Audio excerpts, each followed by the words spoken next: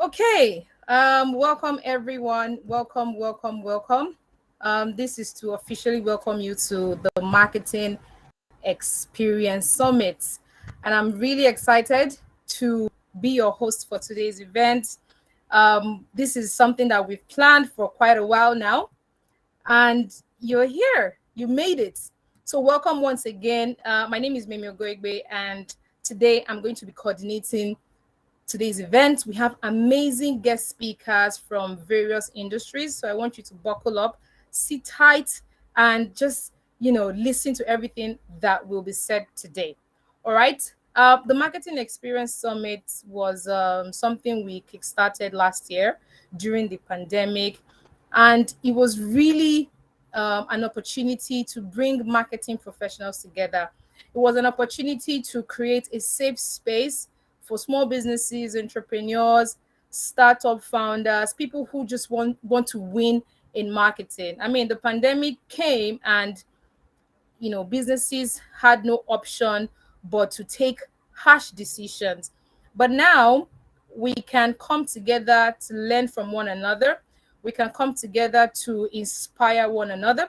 We can come together to learn the marketing strategies that are working, the ones that are not working, and what we should focus on for the new year. So it is my greatest honor to welcome you to today's event. So I will be sharing my screen shortly.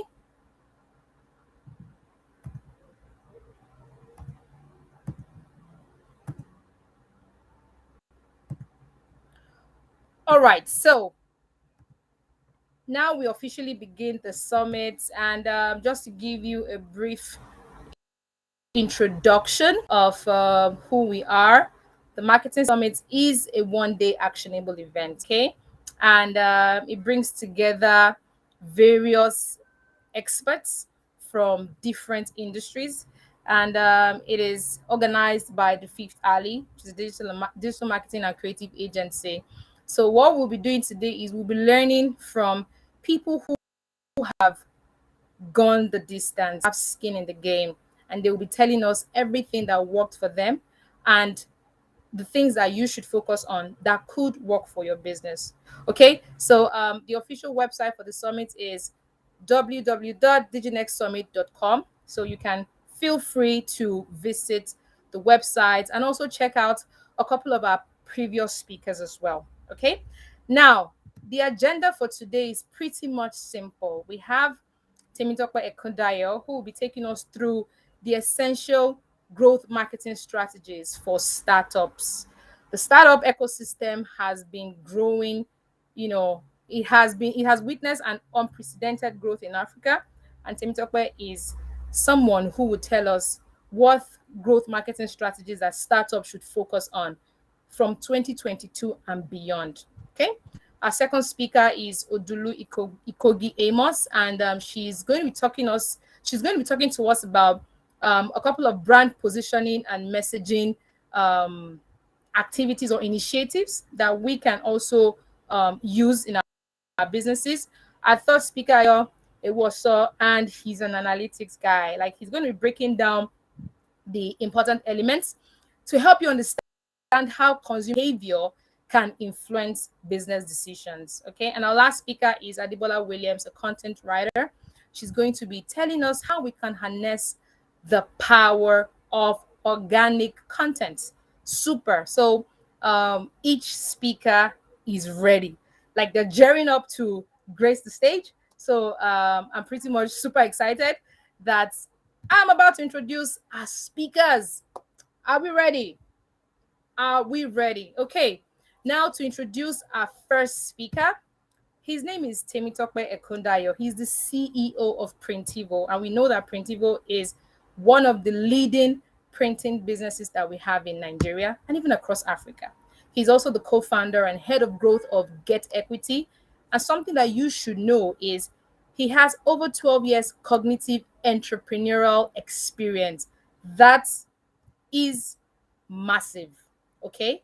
So Temitope is going to be gracing us today, and he is our first speaker for the summit today. So I'm going to be inviting him now.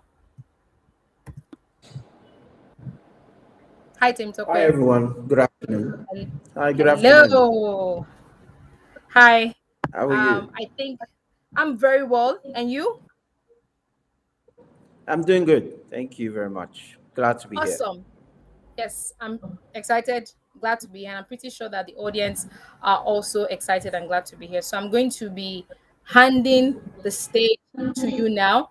Tell us all the growth marketing initiatives that you have implemented that has really grown your business over time. And please feel free to share anything that is relevant for startup founders in Nigeria and even across Africa. All right, thank you all. Thank you for having me here and allowing me to basically speak to you this fine afternoon. I think one of the major things we need to look at is first understanding where we're going to grow and how we grow businesses and what the role of growth essentially means for startups, right? Because it means so much different things to a lot of people. And I always tell people growth is never marketing, and you should never mix those two things together because that is actually how you get deceived or you do not have a focus. So, starting your business, you might be in this audience, you're thinking of starting a young business. You are in this audience, you're currently having a startup, you're wishing to grow. You're in this audience and you're looking as a marketer to switch into the growth role, whichever it might be. I mean, there are basic essentials. One of those things to know and understand is the framework. And I'll tell you that with the framework, it would help you move. The growth framework would help you move. And the growth framework is also known as, it has other names. It could be the Pirate framework and all. But we call it R, which is triple A, triple R framework. And what does that simply stand for is awareness, acquisition, our, activation, revenue, referral, and repeat, right? So you definitely need, as a first timer, to create awareness. And this is where it has a lot to do with marketing, right? Where you go about different strategies of how to get people to hear the word about your business. So think about in marketing, right? Because the point is marketing change the perceptions of people. You go from 0 to 100 by changing how people feel about a brand. So the very first thing you always do is to how do you change the very, like, how do you get the word out there to people? Now, in the past, right? In the past, you had to have built a product before you go about talking about it. But in this age and time in 2021, we're actually changing and flipping the script. Before a product, even the first code of a product is written, you need to start getting a community. So community now plays a very serious and central role in how your business might grow because you definitely need to be marketing to some people. And so it's very good that from day one, you start immediately selling to people. You start talking about the business idea you're doing. You start telling people about the idea. And I'll tell you, we used this first community approach when we began Printivo in 2013. We started telling people about an idea of printing online. And of course, the reason at that time was you are mad, right? Literally, people told us we were mad. Because again, how do you take printing online? It was not making sense. But we kept on telling people, this is what we want to do. This is how we're going to do it. If we miss it, we miss it, but we must do it. Because again, we're coming from dealing with a lot of bad printing experiences. And if I go back to Twitter as at 99 down to 2013, I could see so many people talk about their experiences and pain points and issues dealing with printers. And so community is one of those key things. So in the awareness level, you need to have and create awareness. And you create awareness in so many ways. You create awareness by one, talking to people right online or offline. So I'm sure marketers are used to hearing ATL, BTL, right? Above the line, below the line, through the line, and all. So it could be even to creative things like parties, right? You can throw a party and invite people. You can throw a guest drink and invite people. Anything to get the word out. You need to start getting the word out. Like this event, she had to get the word out, right? So people could listen and hear from others. Now, the tactics you could change depends on your business and depends solely on your model. If you're a B2C brand, right? If you're a B2C brand, the focus of your B2C brand would be very much focused around online, right? Social media, heavily on social media. If you're a B2B brand, your entire strategy will be more BD focused, more outreach focused, more sales driven approach into your growth framework. But everything is still the same, that you must talk about getting awareness, right? Then you need to activate, right? Activation is that part of the strategy whereby you've talked about your business, but then you need to start getting people interested to know more about your business. Now, how do you go about it? In this day and time, cold calling doesn't really work anymore. So you need to actually start figuring out, if you're a B2B brand, how do you create introductions or warm intros, as we call it, that allows you to get into the door. So imagine you need to reach out to, say, the CEO of MTN today. Who would you reach out to, or how do you get to reach out to him? You don't know anyone maybe in MTN. How do you get to him? Do you know someone who knows him in terms of business relationship and can do you a fair intro? But make no mistake, if they are going to put out the line to make an intro to you, you ensure that you need to deliver and you need to be a credible referral, because at the end of the day, it's two people that will be bond here, you and the person who referred you. So you need to take your strategy of referral very, very carefully. Two, in terms of activation, is about researching the business properly and knowing what value you are bringing to them. Now, researching the business is very simple. I do this a lot, right? I go on Google, I go to YouTube, I go to LinkedIn to find out whatever has been ever written on a business ever, right? I go as far as 30 pages in Google and just put that in like what they call a ThinkPad, and read all they've talked about, what their mission entails, and now go back to my business and see, how do I fit and help them? And this is essentially how we were able to do sales approach, because we were going to research a lot of business. And when I'm writing the proposal, I'm like, I'm here to save money for your printing through our production cycle, and also our technology that allows you to print seamlessly. So it was a right fit, because when I was selling to them, they loved it. But most importantly, I also had an offering. I was offering at that time, any business who engaged with us at that time was getting a free 20% all year round, right, for the very first year. And so it actually boosted the sales, because a lot of people had 20% discount on print, much better quality experience, good service, good turnaround. It was a no-brainer then. So in your activation strategy, you need to look at your unit economics. How much is your acquisition cost, or what we call the CAC cost? Your CAC cost is the amount you spend to acquire a customer, right? It could go things from your internet to your system, to your salaries, to the people you hire, to the technology you build, to the server cost you spend, all divided by the total expected volume. And then you'll be able to know, okay, this is how much I spend to acquire a customer, and how long and much I spend to keep them, because it's not just enough to acquire them, it's to keep them, right? So this is the essential point of when you think about the activation side of the framework. The acquisition side of the framework. Then on the activation side, right, you're now here, the person is now interested and wants to purchase. The channels of purchasing now needs to be seamless, because if, for example, you run a fintech business and you claim that you pay seamlessly, and I get to your checkout, or I try to pay with you, and then it's a long, complicated process, I will churn immediately, right? I will leave and churn immediately. And you don't want that. You want people to buy seamlessly and return. And so essentially, you need to be able to figure out how you create those strategies. Now, on revenue, right, the revenue streams that you approach in terms of your model, it could be of different approaches. You're doing a B2C approach in terms of revenue, and so you are subscription driven. It could be that subscription beginning is that you are only charging every month. It could be that you are a one-off fee and then you're licensing.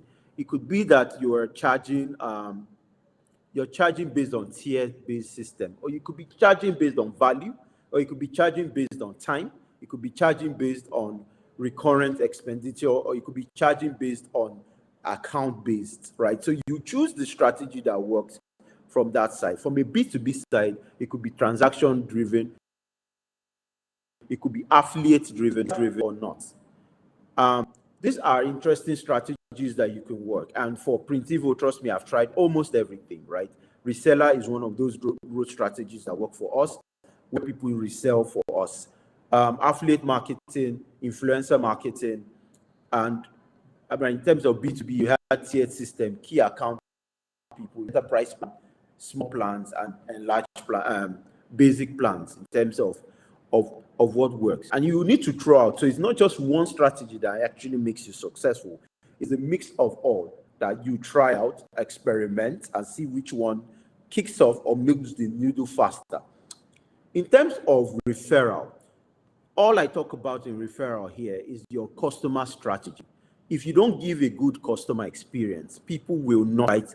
And also you need to create much value so that they stay with you. You see, it is much cheaper to have loyal customers than to acquire customers. So you need to actually improve your customer experience all the time. It's not every time you get it right, of course. You need to reduce that. And how do you go about reducing it? It's about ensuring you create something called NPS, the Net Promoter Score, or in our side, we call the customer happiness coefficient. Now, the CHQ is a mathematical formula you do in terms of you get the NPS. Your NPS can be simply one survey feedback, like how happy were you with this service and how likely are you going to recommend the service to anyone. Secondly, ensure you talk to your customers. Call them. I do, right till now, I still call customers every single day at Printivo. Were you really satisfied? Please tell me the truth. I need to ensure that I get better and improve their service. If they ask for A, deliver B. So the mantra you always work with is under promise and over deliver. Anytime you keep on doing that, you would find that customers will keep referring you.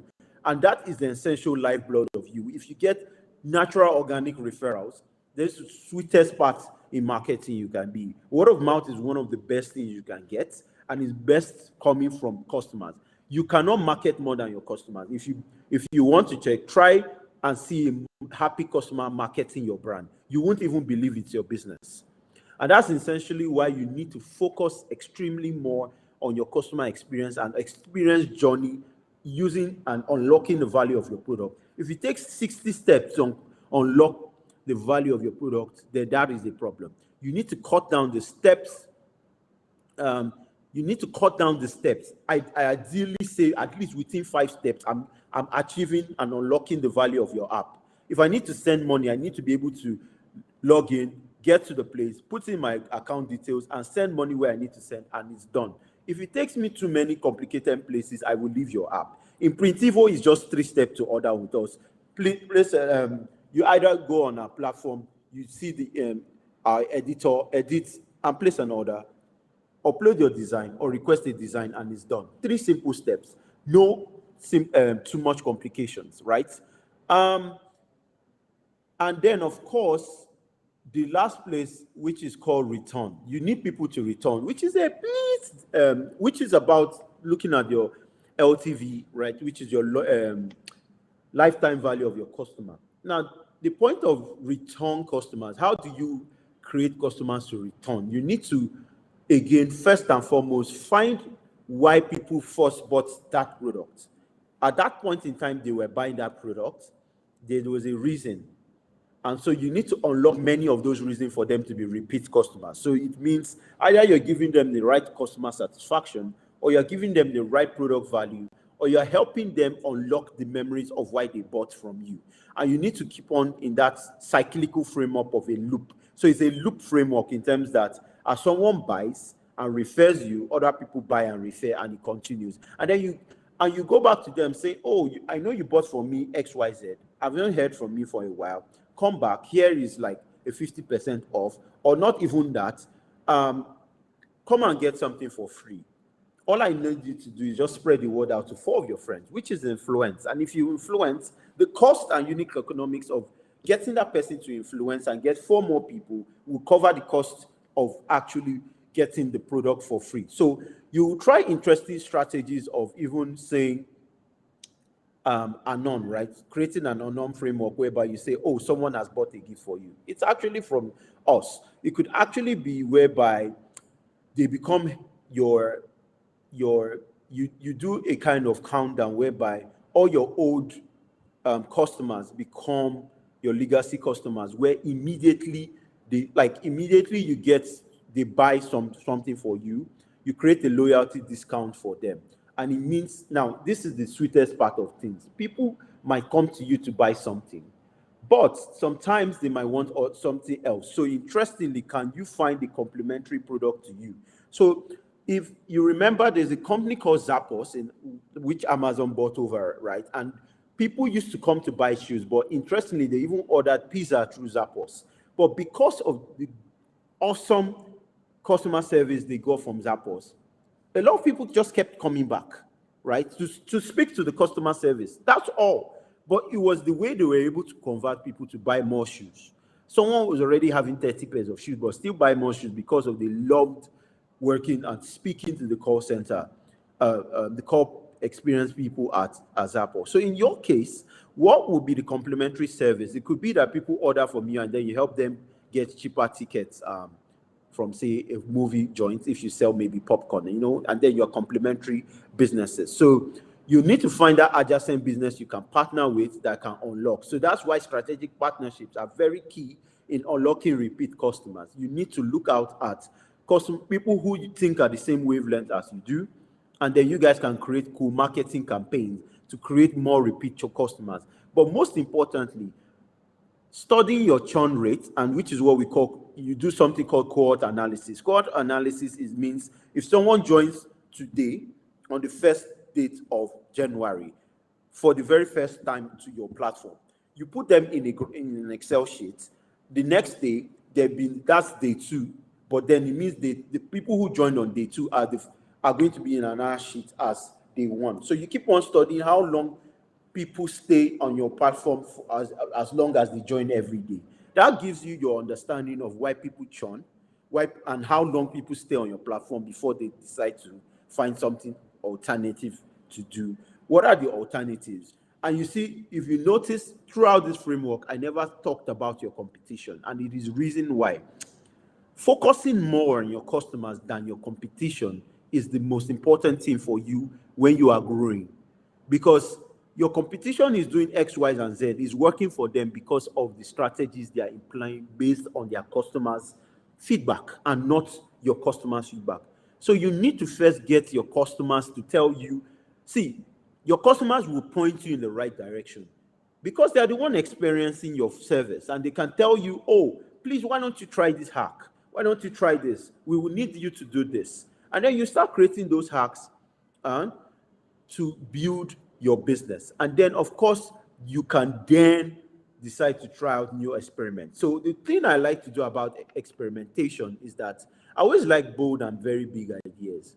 Big ideas in terms of things that will cause word of mouth to go out. Like, oh, for example, you see what Davido did with this campaign. It started out like a joke, but in turn, it becomes something interesting, and even brands who started jumping in. And that's the most interesting thing of how social media works. It always starts out like a joke, but then when you create buy-in and goodwill, people start coming in. So the most important thing is, how do you create the community? How do you create the good buy-in? How do you figure out your unique economics? How do you actually now decide which business model to employ? How do you now decide which adjacent strategic partner to work with? How do you figure out your brand tone of voice? What will people love about you? How do you create your customer experience? You see, those are the essentials of every startup. So the first thing I'll always ask you right now is, what are you building? What are you building right now? To which model are you going to take, B2B or B2C approach? And lastly, what is going to be your monetization strategy? Is it going to be subscription driven? Is it going to be one off? Are you also going to have recurrent? Are you going to be market penetration in terms of pricing low? Or are you going to be value driven in terms of pricing high and offering a superior premium experience? All these things are going to be what you figure out as a marketer day by day. So I'm here for questions. Thank you. Wow. Thank you so much, Temitope. You've really dissected the topic, and it just shows that there's a lot of knowledge in what you've shared today. So I'm going to be asking one question before we go to the audience. So my question is this: how can startups prioritize growth, or how can startup founders guide their team in the right direction towards a common goal? We understand that growth is very essential. I mean, most startups have the desire to scale at some point, right? But sometimes there's usually a mismatch with what they should focus on or what they should be doing at a particular period or at a particular time. There's always a mismatch. So the question is, how can startup founders guide their team towards a particular growth goal?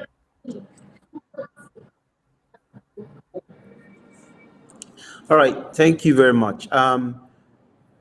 If we're borrowing from Silicon Valley mantra, there's something called the North Star framework, which is one or two, three key events that you focus on. So sometimes in a founder's thinking, it's we need to grow, but we don't need to make money necessarily, right? We need people to see us having month-to-month growth. Because when we have good month-to-month growth, there's a path to profitability that is directly shown that investors will be excited about. But in the same time, it means that you'll be suffering in your revenue side because you want people to just use your product. So essentially, it could be revenue driven that you decide to focus cleanly on revenue. And then when you are coming to investors, if, for example, you are raising outside investment, you are showing them that, look, I've made over $6 million gross margin value, or I've made over $6 million in recurring sales month on month, right? And I focused on organic driven approach, or I did paid marketing. They will be much interested because this is revenue driven. So the North Star framework will just be two or three things you guys decide to double down on. And this is entire company focus and strength. The entire body says, this is what we're doing for the next 3 months only. Every other thing might wait. This is only what we do. So in the first thing as a startup founder, the first core thing will be, what is critical for you right now? Is this users? Is this sales? Or is it users or is it sales? Right? And these are the two, I'll call it the two polarizing topics that every startup founder would ever meet. And I've been there, right? And I will not lie to you. If you're already VC backed, sometimes the truth is that you focus more on the growth and revenue can wait a bit, such that when you get a lock in that number, you can now start figuring out your monetization strategy. House, right? Clubhouse was growing at almost a crazy 1,200% month-on-month growth. Revenue was never the process. Till today, they don't have a monetization strategy. Yet they are still growing.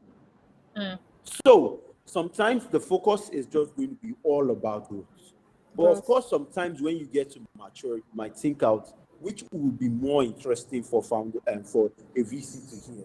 That I have a risky business model, and in just 6 months, I've been able to grow it to make money, or I have a risky business model, and I've been able to grow it to 6 million users in just 3 months. What one will be more appetizing for your investors, right? And that's something you would always need to do. So I think one of the first things is now going down on what is the most important metric for you. Oh, Right? growth. Sales or growth? That's the question you need to ask yourself. Okay. I think that just answers the question. It just depends on what angle that startup founder is actually Hello? looking at. And I like the analogy. Can you hear me? I can hear you loud and clear.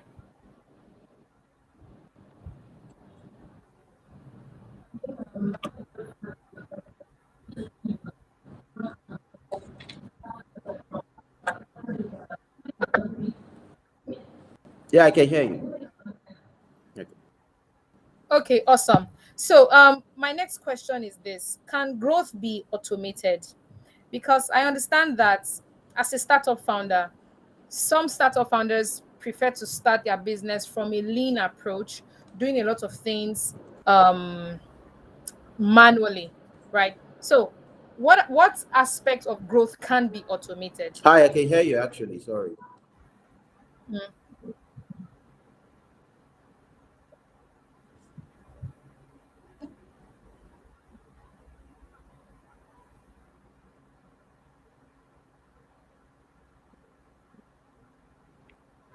Can you hear me?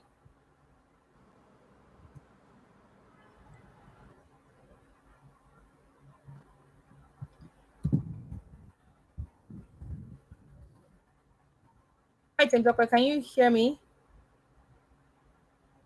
Okay, I think we are experiencing a bit of a network lag. Um, okay, so I am looking at the chat section at the moment. Do we have any questions for Temitope?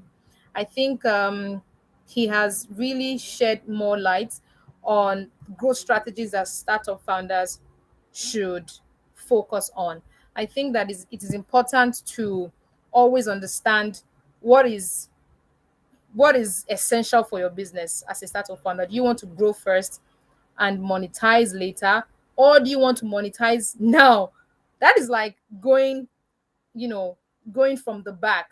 So as Temitope has shared, I think that startup founders should focus on growing first. It gets to a point where you've grown and there is no other option but to, start monetizing the level at which you've grown. Okay. So, do we have any questions for Timmy Talk where he shared a lot of knowledge and experiences, and most importantly, best practices from building Printivo since 2015, right? He has gone through a lot of testing, iterating. He has gone through a lot of initiatives, and he has learned from those experiences, which he now brought to us here at the Marketing Experience Summit to share with aspiring startup founders. So, if we do not have, okay, I think he's back now. Hi, Tim Tokwe. Can you hear me? Hi, sorry about that. The internet has been quite shaky here. I, So sorry. I totally understand. So before your network cut off, I asked the question, just be like the last question, okay? Can growth be automated? If yes, what aspect of growth can be automated? Because what I understand is some startup founders start with a lean approach in the sense that they focus more on the manual aspect of growth, what they should be doing by themselves, and what should be automated. I personally feel like both elements can form a synergy, doing a couple of things manually and doing a couple of things, automated. But yeah, so what aspect of growth can be automated? Oh well, depending on again your strategy, right? If you're into content, I mean, okay, for example, if you're focused more around social media blasts, then you can use tools like Buffer, you can use Sprout, you can use Meltwater and all those tools to kind of get content and push it out for a month, create a very interesting um, cascading content across board and just have them published daily. That can be automated. I mean, you can use Zapier, which is one of those Okay. tools that connects your, let's say, your Notion document to your MailChimp. And so it means that you Mm, can just be publishing, very perfect for email marketing when you automate it because you might. So think about it, and this is how you create what we call, there's a name for it, but it's about mm, following a cascading um, email follow-up. So the very first time someone joins your platform, you tell them, normal, welcome to platform, thank you for using the platform. And then that's why you need to have your data, so something what they call your CDPs. Your CDP is your content data platform. I think one of Bukai is going to do justice in data, but the CDP basically is where your content is hosted. Where thank you for joining and all that, and you can automate it 3 days later to just send a thank you for being one of the 600th member to join the platform. You are well awesome. I appreciate you. You know, that kind of message. And then you tweak it again for the next 4 days to say, oh, you've not used this feature. It's supposed to help you do X, Y, Z to unlock value. What's going on? What's making you not use it? Then another one can come 4 days and with an interesting, funny tidbit to educate you, saying, "Oh, the leading users in this platform are using this particular feature to achieve X, Y, Z, and XYZ drop the results. case study."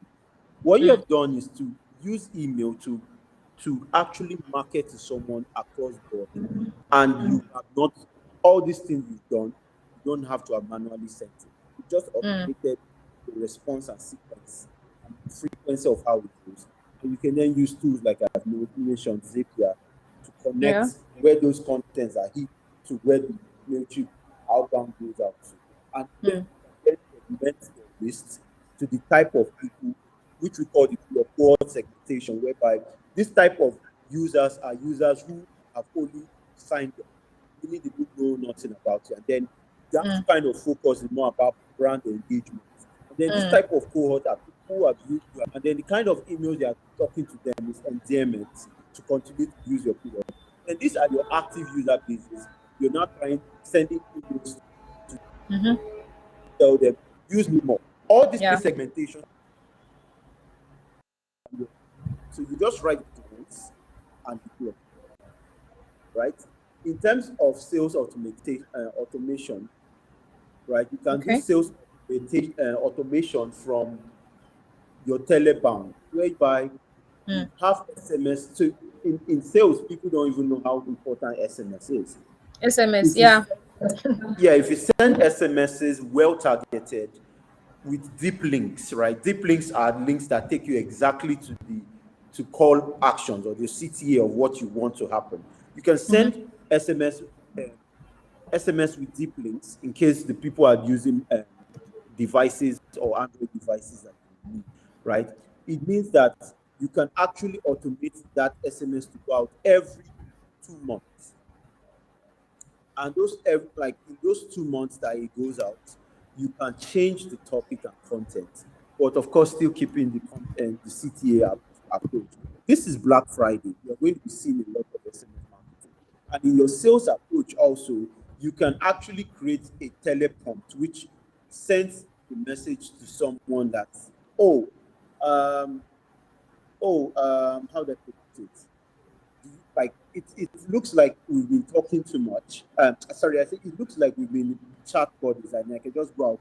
You get a call from me saying, "Hi, I want to tell you about this thing. Choma Alpha, we met at this XYZ party." And then the first thing is, of course, confusion before the sales approach. All these things can be automated. There's even using Loom these days. You can use Loom, Yeah. record a video, and do a video blast to people telling them. And then, so this is the sweet part of Loom. You can create your content, right, and personalize it to someone. So I can do all the entire sales page, and then when it comes to the name part, I can just start recording different names. Hi Choma, hi Michael, hi James, hi Jude. I can do this for 6,000 names, and then splice the video content to this other video content, automate it and start sending to people that have different needs. And then you Yeah. can also now splice the part of the kind of company you are doing. So if you're saying hi Choma that works in HR or hi Choma that works in sales, you can split all the content that you need to just change. And that means you just do one content once, broadcast in different places. So yes, you can definitely automate your sales, your content, your marketing would now, the only part of your marketing that you can, I would say, you shouldn't automate your marketing because it's going to be about the approach. Because if you're Yeah. doing your activations, you will change. But then things like your content, your reach outs, all those awareness stuff, you can actually automate it. But then when you are doing aggressive marketing, you might have to change approach. So you might have to use, like, you might have to try experiments and see which will work well. Then of course, in your copy, you do what they call A/B testing, A/B testing. Mm-hmm. In your Mm-hmm. copy, you change your color, you change your button, you change your CTA, and now, Mm-hmm. so to show how aggressive growth people are, and as well, you know, if you're in, I think it's Twitter or Spotify's growth team, they change their copy, their landing page every 5 minutes. It is that crazy. They're changing to see what works What because they works? have a large sample size to work with. And as it's Mm-hmm. working, they're switching that and knowing that, okay, this copy is working for these people, start blasting enough content there and it's leading them.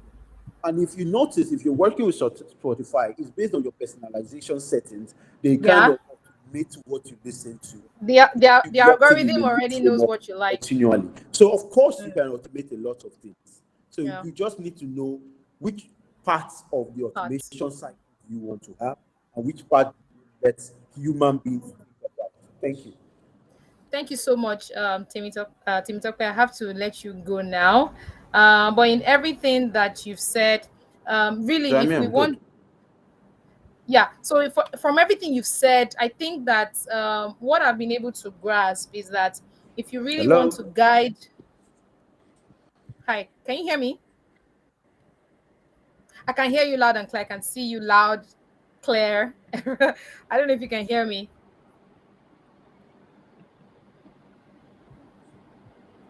Hi, me. Can you hear me? Yes, yes, yes, yes, yes, yes, yes. Yes, I can hear you, Timitope. Yes, I can hear you loud and I think we're having a bit of a network disruption now.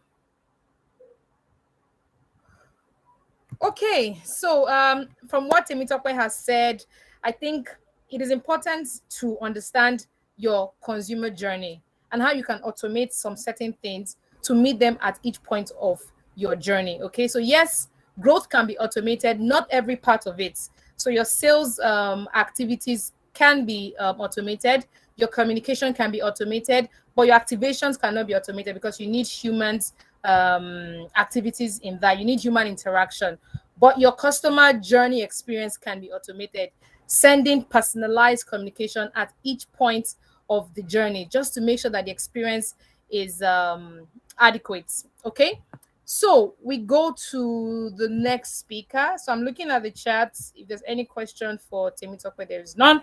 All right, so we go to the next speaker, and I'm going to be introducing her in a bit. Okay.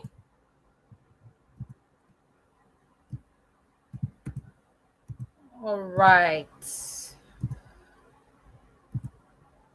Okay, so we have Odulu Ikogi Amos, and she's the brand marketing and communications manager at Softcom. I believe we all know what Softcom is, right? She's leading the brand and communications team. And over the years, she's been able to deliver marketing solutions for Softcom and its clients with over 5 years experience in that field. Okay, she's worked with so many organizations, which includes Honeywell, Forte Oil, and she spearheads the creative and innovative marketing solutions at Softcom as well. So she's going to be telling us the importance of brand messaging and positioning. So if you've always wanted to learn how to craft, you know, creative communication to your audience, at what point, at what time, the tonality, and the importance of brand identity in its entirety, this is the speaker for you. Okay, so I'm going to be bringing her to the stage now. Hello. Hi. Hi, hi. Good afternoon. Are you ready for us? Yeah, I'm ready. Good. So I'm going to be leaving the stage for you now. Okay, thank you very much. So first of all, I would like to um, thank the organizers of this event. I find it very inspiring. I hope everyone on this call is cool. I'm also excited. I'm here to speak about brand positioning and messaging. I'll just share my screen because I really wanted to really show how um, this has been something I've been doing for years. And also, I really want to share lessons aside to just maybe sharing the textbook knowledge of things that people here would have already known regarding brand positioning and messaging. So I'll just quickly share my screen.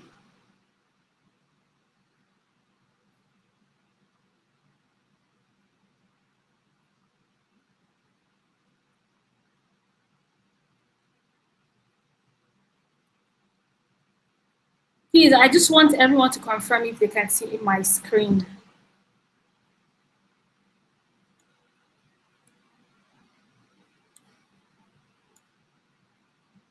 Okay, so I'll just go ahead. We're hoping that everyone can um,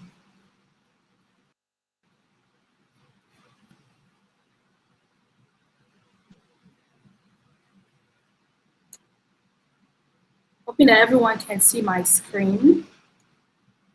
Please, can you confirm if you can see the slides I'm displaying?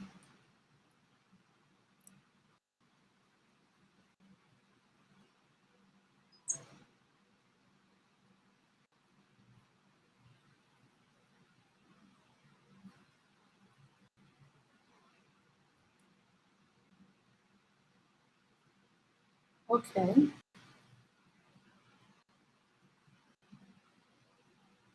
Let's see.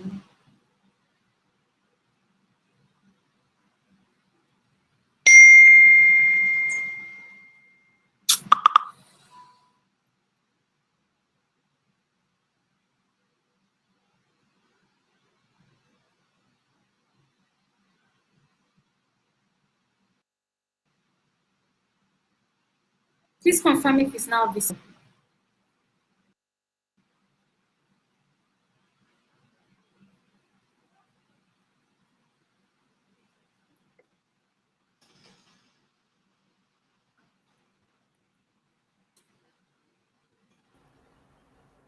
Um, Hi, Ojulu. Can you hear and see me? Yeah. Okay. So we're going to work on this together. All right. So the share screen icon. Can you see it? Yeah, I can see it. I've actually shared the screen and it's live, but I didn't show on the. Okay. So when you click on that share screen icon, select window. So I'm actually sharing the next tab, a tab on my browser. Okay. I'm not sure that will work. Let's try with window. Okay, let me try that. Yes. Let's try with window. Okay.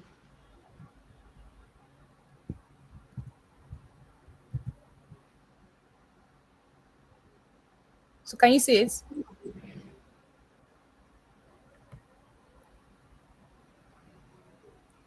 Yeah, I can see the window, but I can see any other window than the browser. Oh, you're sharing the slides from the browser. So I can't see any other window at the moment. Your slides, is it on the browser or it's like a PowerPoint? It's both. I have on PowerPoint and on the browser. Okay, let's use the PowerPoint. Okay. Yeah, that window is not. Say that again. It's not showing either. It's not showing from the window. Yeah, it's not. That is strange. Hmm. Okay, Okay. let me see if I can share my entire screen and Okay. see if that's Okay. all right. Okay. I'll just go with my entire screen.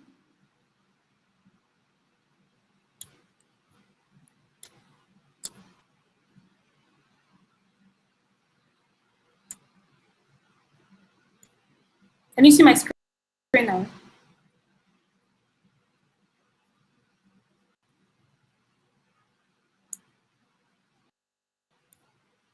Is it visible?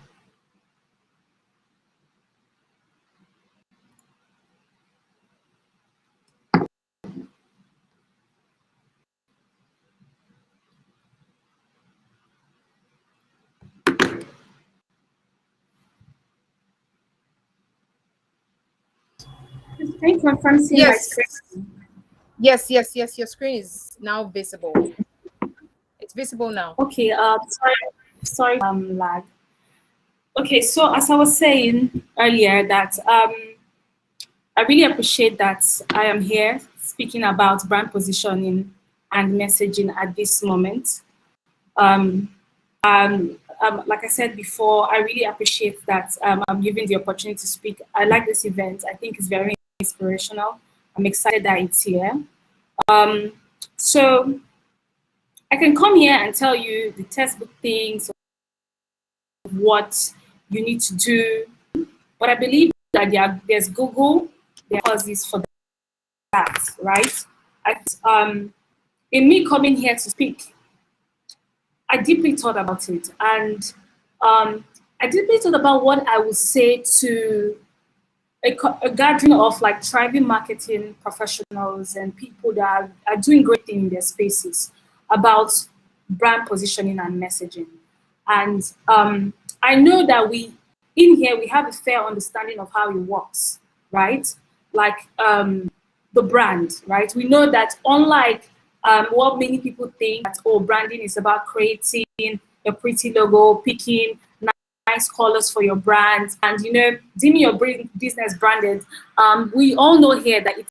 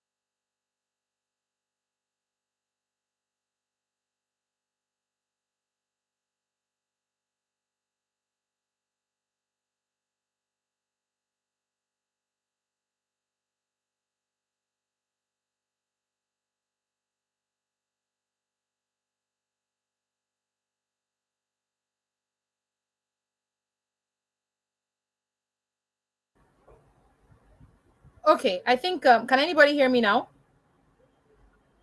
Okay, I think I am audible now. All right. So I was saying that the network is really working over time at this moment. So once Odulu comes back, I will be bringing her to the stage because we cannot miss everything she's going to be talking about today.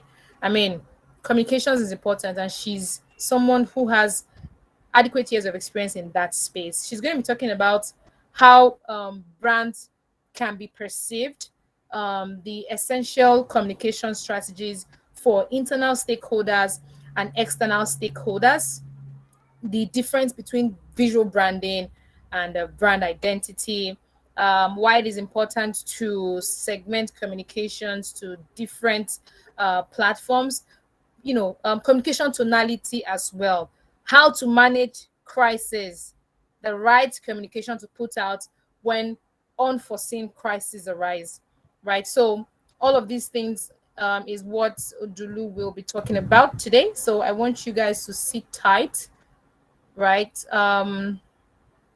Okay, so do we have any questions? Right, I'm looking at the chat section now. I can see Emmanuel, Omiwole, Abdullahi, Mohammed, Josh, Afi. Victor says network made me miss Sinzu Baba's session. Well, there's going to be a replay, of course. This is streaming live on Facebook and YouTube. So after the session or after the event proper, you can always go back and watch it. I think Temitope's session was power packed, honestly, and that's what you get from someone who has been in the space for more than a decade.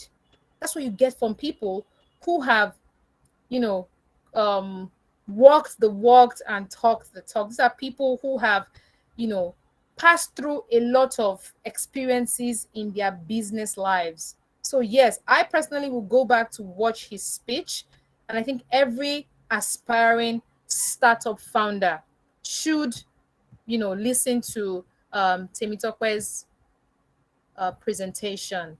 Very, very important. Okay. I mean, there were a lot of growth. Okay. There were a lot of growth strategies he shared. Okay. This has to, inspire us in one way or the other. If you're looking to start a business or you're looking to build a company this year, or maybe it's 2022, right? These are important conversations that you need to have. These are important people that you need to listen to. Okay. So I think we should move to the next speaker, which is Bukayo Ewoso. And let me tell you something. Analytics is the life of marketing initiatives. When you run campaigns, how do you know how far it's working? How do you understand the numbers? They say that numbers don't lie, and that is true.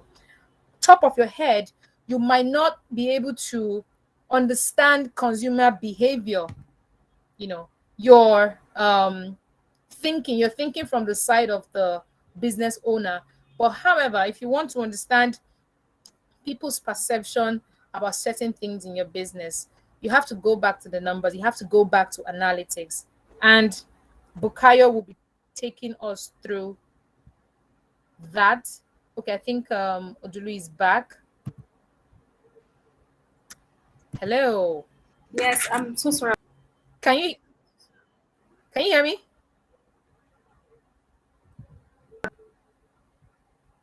Hmm.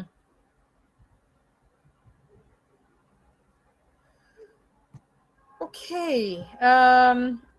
All right. I think Bukayo should go next while we try to sort out Odulu's network. Bukayo, are you here with me?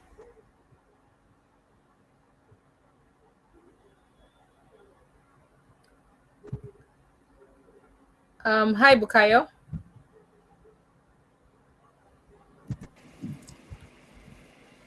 Hi guys. Hi. Hi. Welcome to today's event. Okay, so before you start, I need to introduce you proper. Okay. So let us know who Bukayo is. Many of us know him already.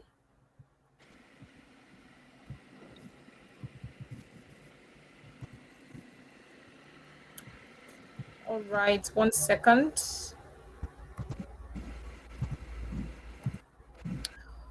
Okay, so Bukayo is a digital professional and a trainer with a very solid interest in paid advertising.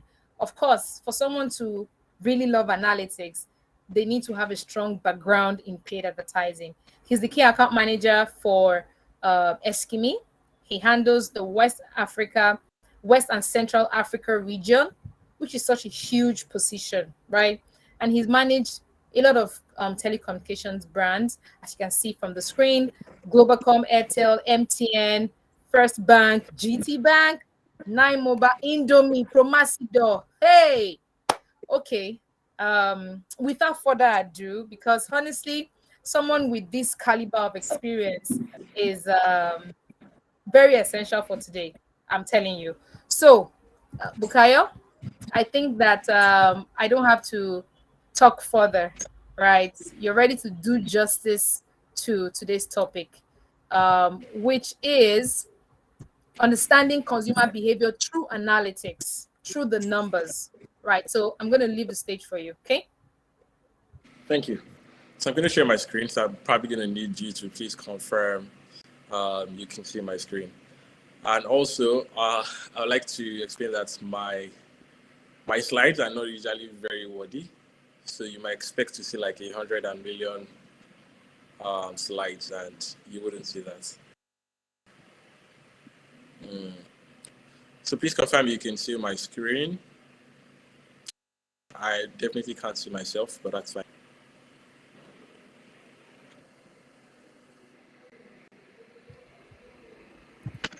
Absolutely, we can see your screen. May, could you confirm you can see my screen through audio? Yes, yes, please. Yes, we can see your screen.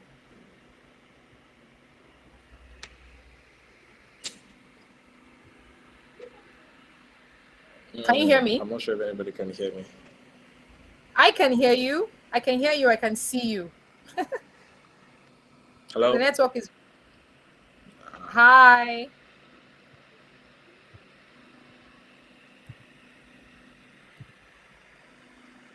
Um, I can hear you. Can you hear me?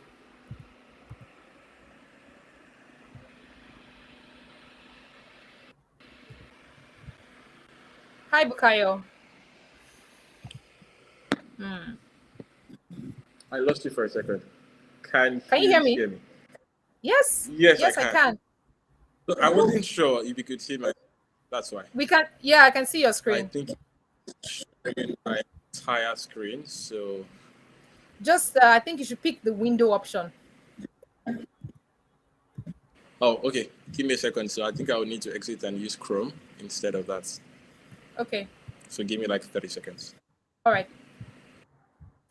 Okay, so I can see the chats section is really bubbly with a lot of, admonition for Bukayo. So can someone tell me what they're expecting to learn from Bukayo today? I can see Josh, Afi, Victor, Oluwafemi, Kadijat Okeowo. I think I got that right. Abdullahi Mohammed. So, what are you looking forward to learning from Bukayo today? He's going to be talking about how we can understand consumer behavior through analytics, through the numbers, how to even read the numbers, because you run campaigns and then you see a lot of spike here and there, but you're not sure what it means, right? Daniel that says, "Oh my, I'm late." You're not late. I think you're just right in time for the second speaker. Okay. Okay. All right. All right. All right.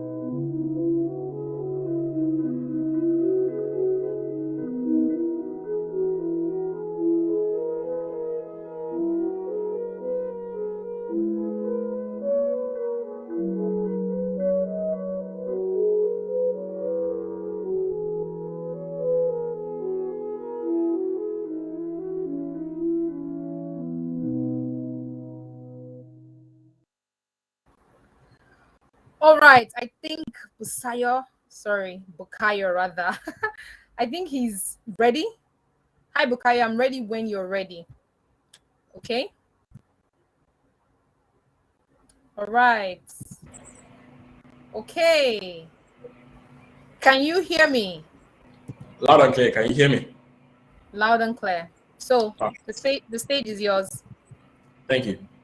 So hi guys, great to have everyone here. Thank you for the flattering introduction, May. But basically what we're talking about today is understanding consumer behavior through analytics. I'm also going to try to go through as much as I can in terms of the basics and what you should track and the interpretation of the metrics and what it means to the business and what it means to you as a professional. So let's just dive straight in. So understanding consumer behavior analytics. So a lot of times we see people make different kind of behaviors, and we are more likely to either just take a guess or take a speculative answer rather than answer the question from a place of data first, in terms of let the data speak for itself, in terms of how are people using my products. Another thing that people do make a mistake also about is the fact that they mix up action to behavior. So when it comes to behavior is actually trying to understand how people move through your products in terms of your mobile app or through your website to form a particular behavior. So you don't just want to see sign up. You want to see these users that sign up, how did they get to sign up? How are they actually using my products when they signed up? What are the different characteristics and events that led to them? Did they rate my app? Do you want to check their demographic data? Do you want to check their events data? Events data in terms of checking things like what was the first time they came in? How many times did they come in on the app? How many transactions have they made? And a couple of things like that. So those are what behaviors actually comes to around. It's much more of a cumulative and of a summation of different types of events for you to then look at that pattern of such events over time. So behavior is always done over time in relation to actions. Actions are basically trying to see the action or the an action the user takes, while behavior is actually measured of combination of events over a period of time. Usually advise nothing less than either on a monthly basis or on a weekly basis. A daily basis is usually too small for you to measure. So basically, when it comes to that, users say one thing, but they do another thing. So I'm very sure if you're a marketer, you've very been in this particular situation where you conduct probably a survey, and then after doing a survey, you then make a product saturation based on that survey. And then you find out that the feature that you released or the new products you released doesn't have a lot of adoption. So people can tell you people can say this is what they want to do, and when you actually give them the product, they'll do something entirely different. Another thing you want to do is also try to understand what they don't do is just as important. So the reason for this is we see what they do, but when you don't see things like adoptions, so things they're supposed to do and they are not doing it, you also want to track that. So if somebody signs up on your app, downloads the app, signs up, and it doesn't take an action like deposit, you understand that it's a critical step for a user to actually deposit into your account before they can make a transaction, or they don't complete their KYC. So if they don't finish their KYC registration in terms of know your customer, you are unable to migrate them to use like a bigger part of the app, which is actually the part where you generate most of your revenue from. So you always want to ask yourself why. And what this does is basically say, why do I want to understand my consumer journey or my consumer behavior across different channels? So you want to see something we call the cross-channel behavior, as well as qualitative and quantitative data. So cross-channel behavior is basically trying to say, you map out the user journey across different touch points. So people are able to grow in terms of touch points from when they see you on social, when they see you on user ID on your mobile app, when they see you on their websites, when they see you in terms of display. You're able to use something called cross-channel analytics on your Google Analytics. And what that does is Google is able to map you through something we call Google ID across different touch points. So if somebody was on social media, Google knows that this is your device and this is your account you are using to use on Twitter or on Facebook. And as soon as you come to the website or you go to the mobile app, because they have that device ID, they're able to also map you across different channels to say, this is how this person is behaving in different manners.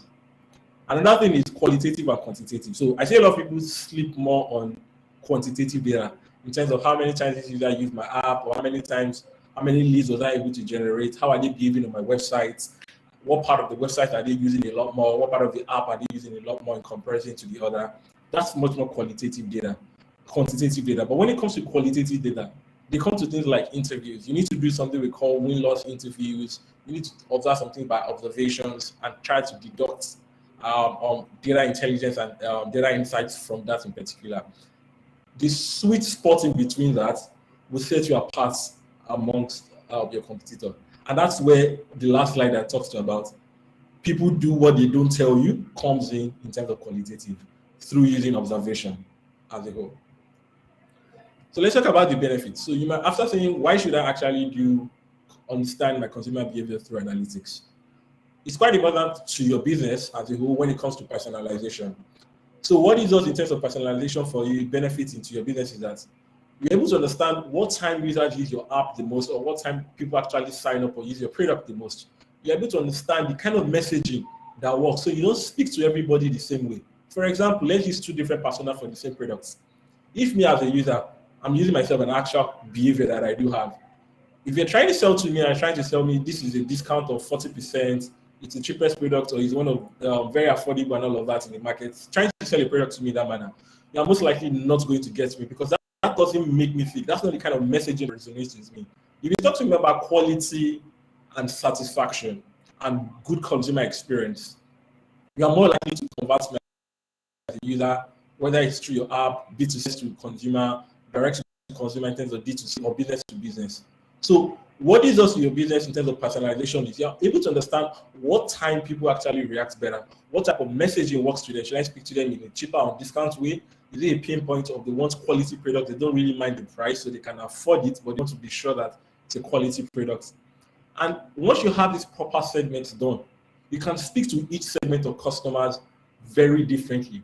What that does is it in turn increases your lifetime value, in turn reduces your customer acquisition for each consumer, and also in turn increases the number of conversion. And when I say conversion, I mean either more transactions on your app, or you actually make more money for your business, or you actually have more sign-ups or more installs, depending on the products that you are, either B2B or B2C or D2C as a whole, depending on what you do.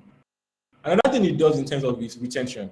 So if you understand each segment and cohorts of users differently, you are able to increase your retention, because you are speaking to me and telling the benefits and your products to me a lot better. I'm more likely to stay on your app and use it because I enjoy using it by default without you spending any extra money in terms of trying to run influencer marketing, or trying to run paid advertising, or trying to run organic as a whole. So that's another thing in which it helps with. Another thing it comes to in line is product iteration as well. So what product iteration basically does in terms of is, by the time I analyze my data and I see how people use my product as a whole, I'm able to see that, do I need to change the feature to say, okay, I actually put this feature here, but people are using this thing differently. I'll give an example, hashtag. Twitter, when Twitter started hashtag, they didn't create hashtag the way we are using hashtag today. People now use hashtag to actually track conversations or topics or developments. When Twitter started using hashtag, it was literally not created for that purpose. So what I did for Twitter in terms of product saturation was to say, okay, we see people actually using hashtag differently in relation to what we corrected it. What we should do is then let's change hashtag to actually fit what people are actually using it for. There's no point for us to come back and start doing it in our own particular way as a whole.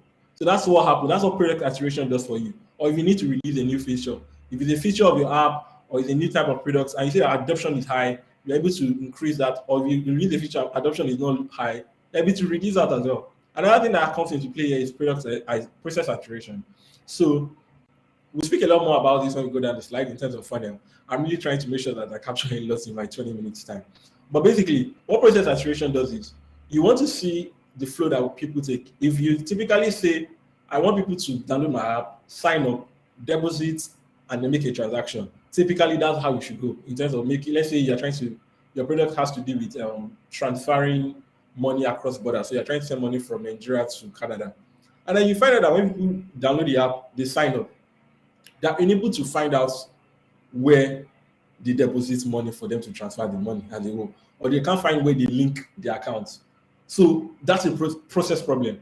So what you can do in that kind of situation is trying to improve that process through something we call onboarding processing and onboarding screens. So what that does is once a user downloads your app, signs up on your app, you know that thing that happens when you sign up or before you sign up, it tells you step one, welcome aboard, we are glad to have you. This is how to transfer. Go to this part to add your account number, then send the money by depositing and click final. That kind of step-by-step process in terms of demo. So demo can either be through a video or demo can be tried on one screen. So that improves your process saturation for your business, which makes more money. Another thing is higher lifetime value. So if you have better retention rates and good personalization, the value of each customer will be better than you. So just like a barbing salon, for example. Barbing salons in terms of barbers have higher lifetime value because one user is able to barb their hair throughout the whole year. And it only takes like 1 or 2 times for the barber to convince you to come. So when the barber is able to convince you to come one time, you are more likely to start coming every 2-3 weeks to cut your hair, which means the value of you to that business is a lot more over 1 year period. So they understand what the higher lifetime value means in that type of situation. That's basically what higher lifetime value means. And the benefits in terms of metrics for you to track is basically lower cost per acquisition, how much it will cost you to actually acquire a user. Your lifetime value to cost acquisition ratio is also higher. We typically put it around 3 to 1. So basically, if I'm spending 100 naira to acquire a user, I want to make sure that I'm able to make 300 naira from that user in the space of that which they spend in my time before they leave me, in terms of before they churn out of my product. Basically, churn is basically when the user leaves your product or your app. How much are you able to make from that person? That's basically what the lifetime value is. And you want to make sure that it's around 3 to 1 over time. Another thing is the benefit is higher HOV, and which is basically average order volume. So you want to make sure people order a lot more better than you, or transaction volume to make sure that they have more transactions as a whole. And then if you are using the mobile app in terms of products, you're able to see higher monthly active users as well in terms of metrics for you to track. So let's see, how can you achieve this? In terms of how do you understand? So it's very important to keep an eye on the topic to say understanding consumer behavior through analytics. So it's one thing to understand, and then action steps are another thing entirely. So how do we then understand consumer behavior through analytics? So there's something we call the flow in Mixpanel. Mixpanel is a tool. It's called Flow. In Google Analytics, it's also called Flowchart, if I'm not mistaken. So basically, what this tells you about is the sequence of events or paths in mapping over time by your user. Like I said earlier, is how do you want users to actually go in terms of flow, and how do people actually sign up? So if you notice that typically people that actually conduct a transaction with me do take around different types of things, going from the home page of the website, they go to the about page. From the about page, they then come back to my product page. Then from product page, they go to the pricing page. From pricing page, they then go to the payments page to check out. You want to see how are people actually moving on my website or on my products in terms of mobile application. That's what Flow does. Flow basically shows you what is the path and what is the journey or sequence of events that people normally take to actually achieve an action I want them to take. It's very important you do not mix flow with funnel. And I'll give the differences. What flow does is it just tries to show you the path in which they take. It's almost like wireframing. But when it comes to funnel has to do with important steps and stages. They are very critical steps. So flow doesn't look at critical steps. Flow is basically trying to understand how do people move. Funnel has to do with these are critical steps I need people to take. So if people are going from homepage to about page to contact us page to blog before coming back to process to pricing, and then from pricing the drop off. Those are not critical steps. Your critical steps might majorly be, I want people to go from my homepage, and from my homepage to go to my frequently asked question, because I understand that is where they have higher intent and consideration to want to make an action. And from my frequently asked question page, I want them to go to my pricing stage, and from my pricing stage, I want them to pay for my products. Those are 4 critical steps. Normally, you shouldn't have more than, I think the last speaker spoke about this, which was Temitope, to say you shouldn't have more than 3 to 5 steps. Those are 3 to 5 critical steps from where you acquire a user, when the user comes into your product, to where you want them to be in terms of your most important metric in your business, either a transaction or signing up or buying a product from you. Very, very important. You don't want to have more than 3 steps.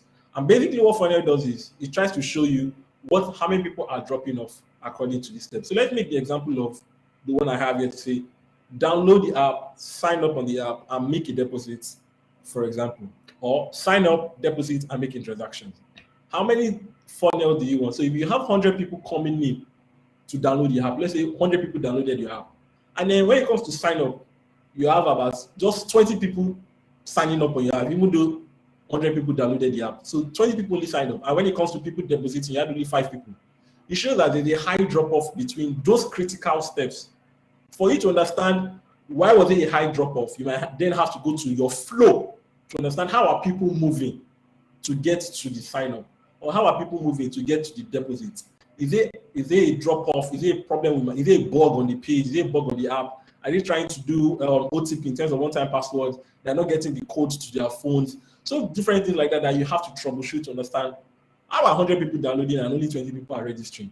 So once you're able to find out those kind of things, you then improve those critical steps in your funnel to say, okay, now 100 people are downloading and 80 or 90 people are actually signing up, and about 60% of those people are actually also depositing.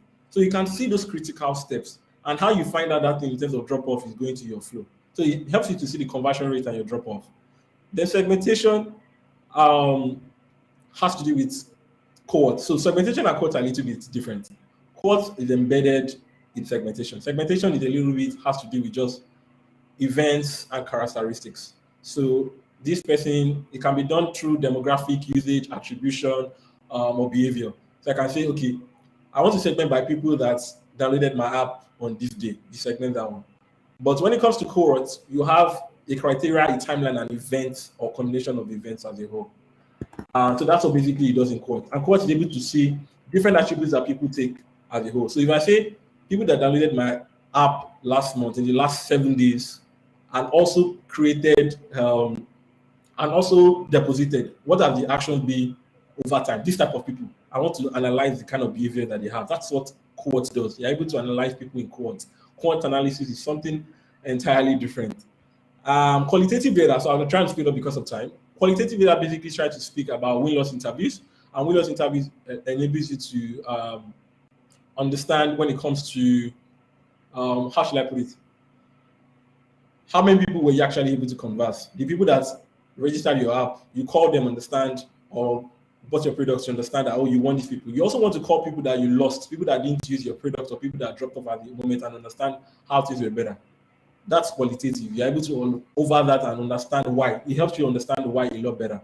Observation as well. So using user design, that's like when you see people redesign the app or user experience, they're finding it difficult to move around the app. So sample questions you can ask is, how did you evaluate our solutions for you to choose us? How did you describe the interaction with our sales team? Maybe the problem is even though your product is actually your people in terms of your customer success or your sales team as a whole. What pain points were we able to solve as a whole? So what you're able to understand your consumer behavior through analytics, what you then want to do is create and validate your hypothesis. So you want to look at action points that you need to take from there to say, okay, if people are dropping off, 100 people download, only 20 people sign up.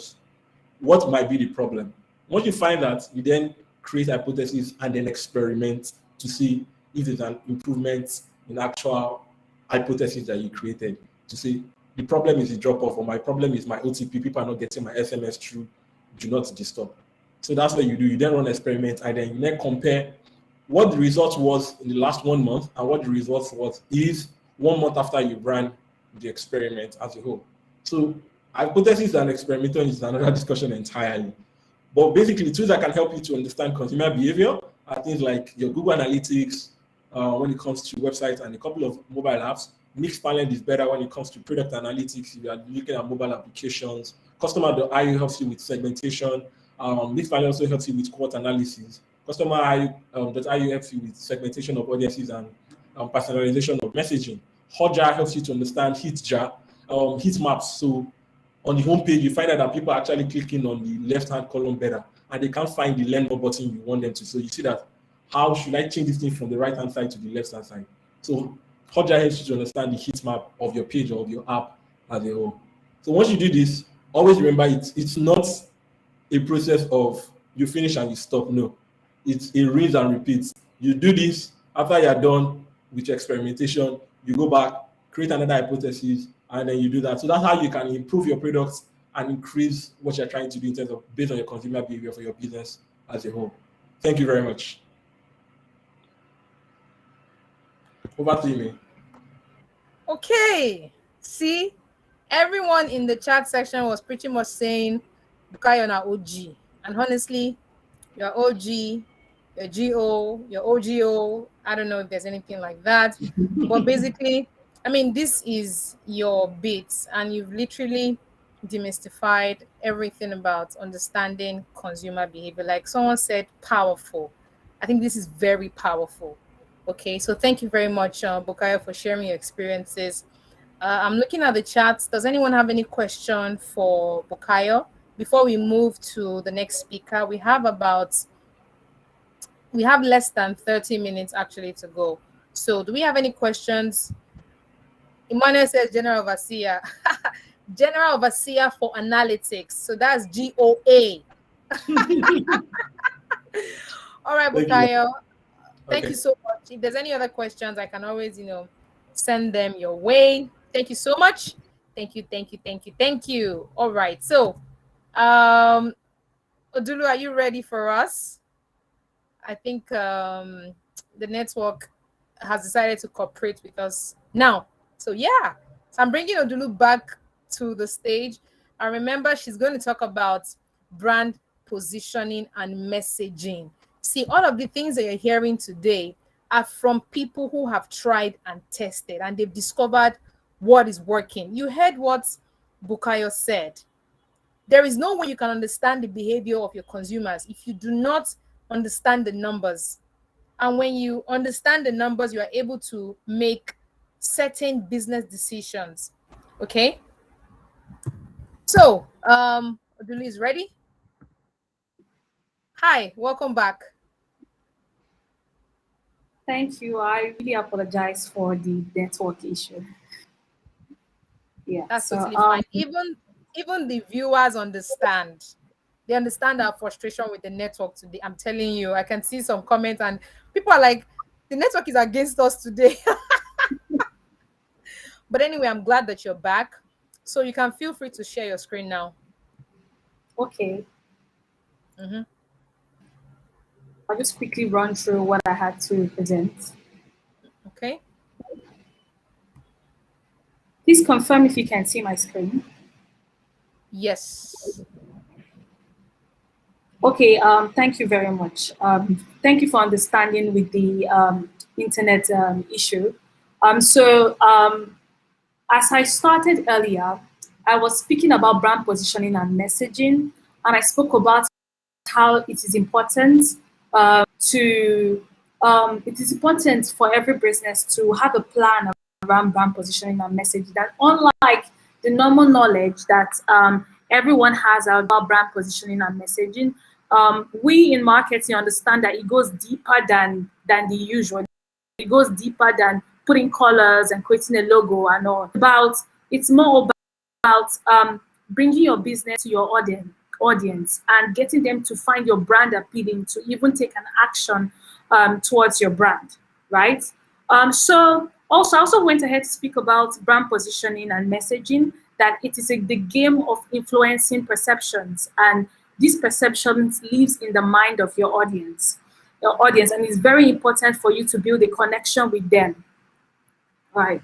I also spoke about a quote that I find very interesting. It says that your brand is not what you say it is, It is what they say it is, right? Which is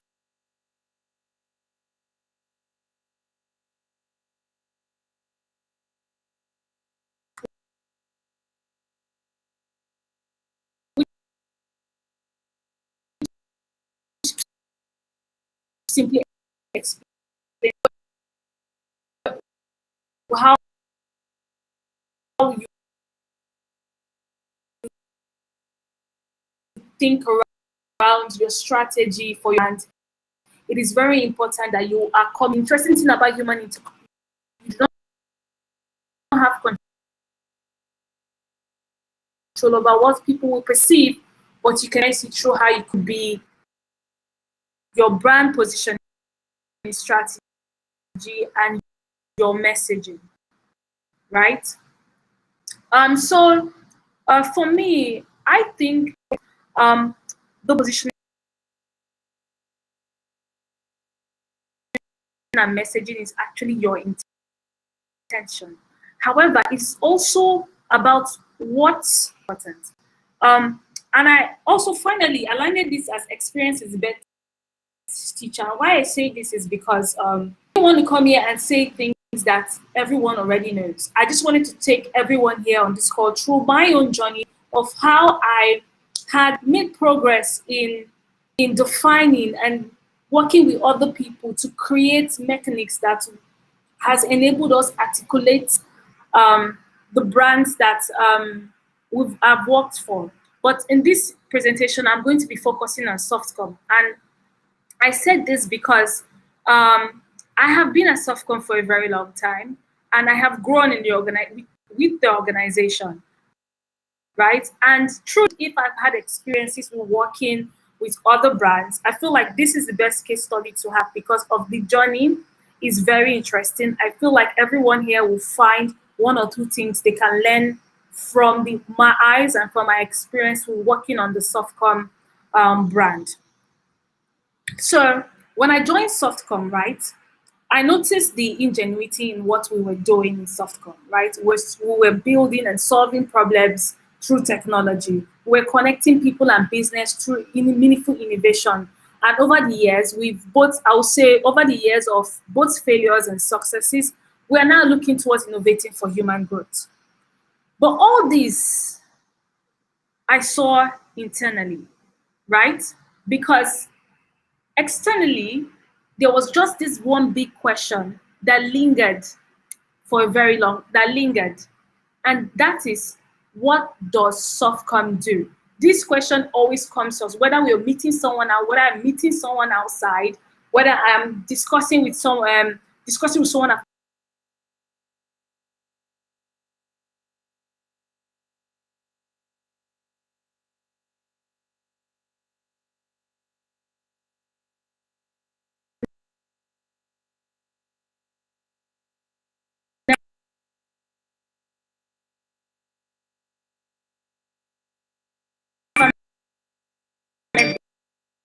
before, whether it's externally about Softcom. So, right, Softcom has been on this 14-year journey, leveraging technology. However, externally, people did not know. And it's difficult to get people's attention to you. It is difficult to connect with people, take an action towards your brand. They do not understand what you're up to, who you are, and not. What are the three key things we recognize we're missing? One, understanding of the brand. Two, love for the brand. And three, mind share for the brand, right? And when we finally had our problem statement that this was missing, we had one objective.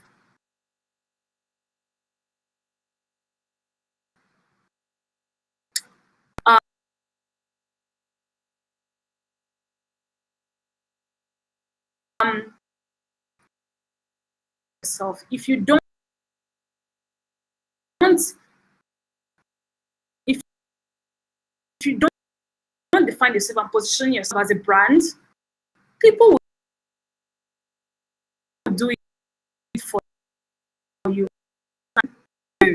at Softcom, we can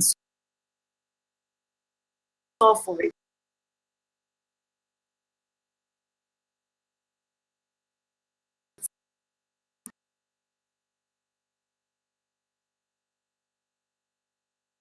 Company, in our journey to articulate the brand Softcom, right? Aspect of things displayed on my screen right now, which I am going to explain. Of a company, a CEO of a company can know what the business is about and explain it and talk about internally in the company, especially, and externally from staff to customers, are able to understand of what he has of his of the brand and in the same level of connection. It's very important. And if he lies one person, it's also a very good situation to be in. Now, it is also important to find the right words.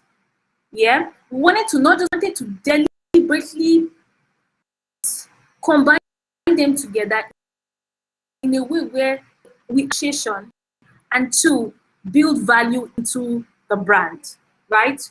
So to know who you are is able to articulate yourself and communicate the intricacies of who you are as a person. It's a difficult task, but we still went on that journey, right? So this disruptive model, what is it about? Things right now, without your business. Vision is, and what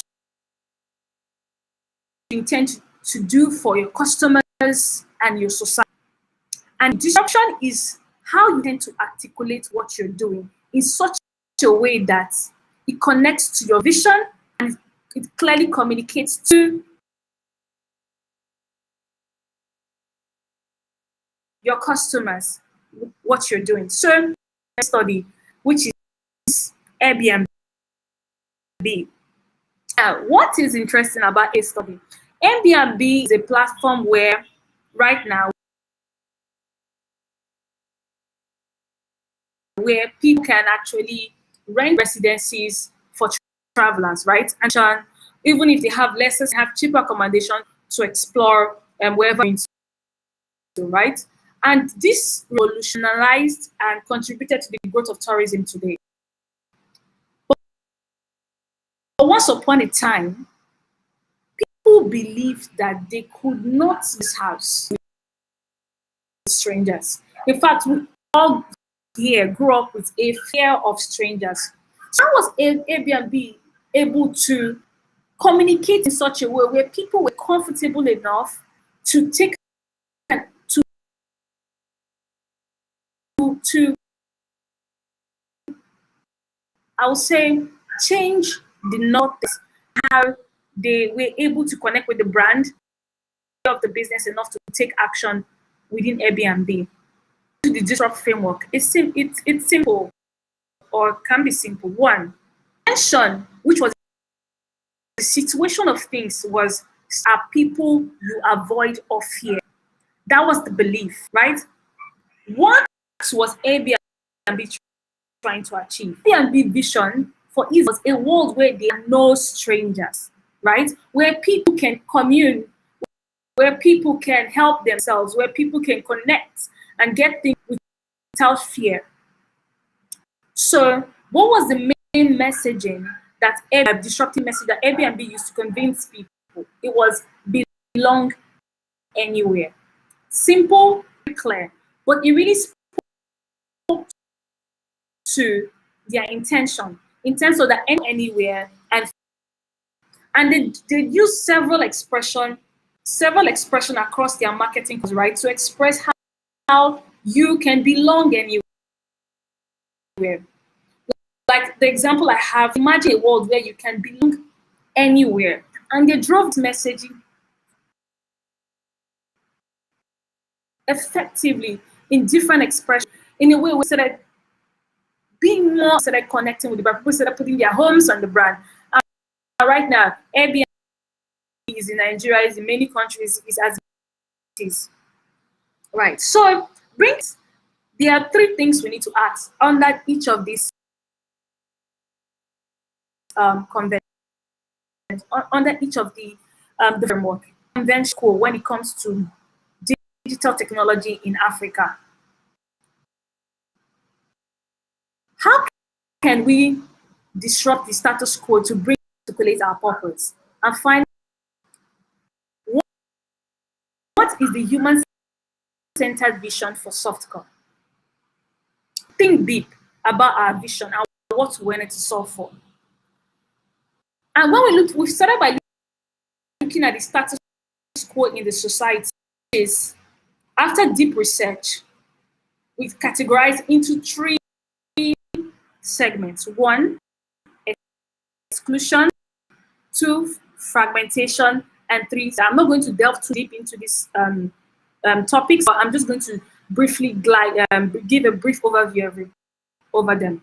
Exclusion, for example. It is actually an issue.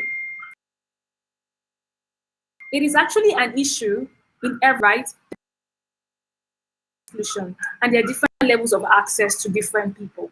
And I would say, so every technological development that has happened, people that didn't have access to it have been left behind. In terms of, I'll give an example. When people that couldn't have access or afford computers were left behind. Where now we are so many people that are not social media, like you too. Access exclusion is on so many levels. So social levels of exclusion that affects people. Access to finance, access to finance. There's so many unbanked Nigerians at the moment. Secondly, access to education and for your business. And then also access to insights and data and just access to more life, access to ways to make better decisions.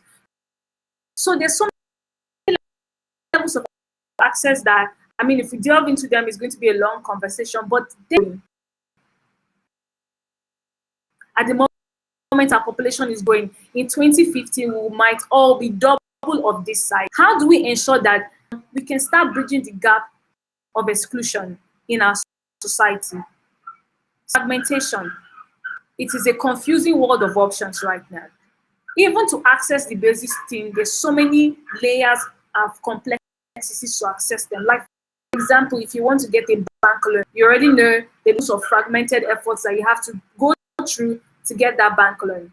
If you want to, or maybe you will not get included, you are not even included, you don't have the financial history or asset included as someone that can test that kind of service, financial service. So that too. And this issue is the collective of issues that we face in Africa, and example in Nigeria, which I know we all do. So I won't even delve into that. Comes together to actually limit the potential in people. Limit the potential in people, and things that actually drives our vision is soft. So it's simple. We have to articulate this vision, elevated and impacted because they have access to intuitive digital solutions. And then we mission to accelerate inclusion. What this means is, first,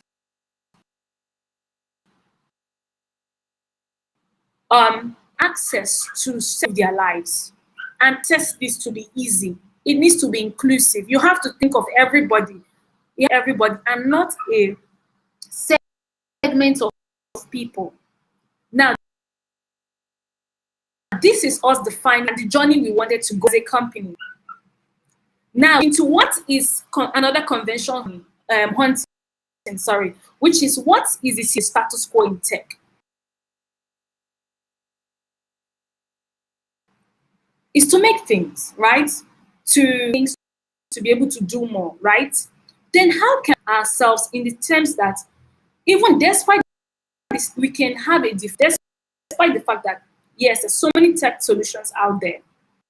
There's so many tech doing different things for people already. Position what we're doing at Softcom, that it shows our intention, which is solving, right? Aside to just making things, we're looking at solving things, right? So we want to uplift. Instead of hand out, we will hand up. Instead of giving, we want to empower. In technology, we don't want fragmented solutions. You don't need apps to do something. What if we give you one app, an ecosystem of solutions that work connectedly and can give you what you want in a connected manner? We talked about access. Should there be limits? It should be unlimited. Anybody should be able to access it. Let's include it. That the window to coming in to access things that Softcom provides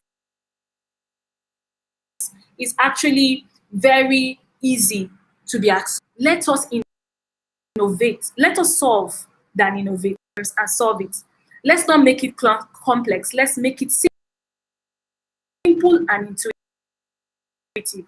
So we defined what we meant by to make change. We wanted to utilize human thinking and wanted to solve for things. So this is how we defined as the status quo. So we've acted our convention. Make things that don't solve for equal access and sustainable change. Okay, don't solve for access and sustainable change, which is the current situation at hand. There are so many things, there's so many solutions out there, but did they really solve society? Secondly, what's our vision? That people are uplifted because they have access to digital solutions to be able to do so. What is that message that we say to people? First of all, what is the African country?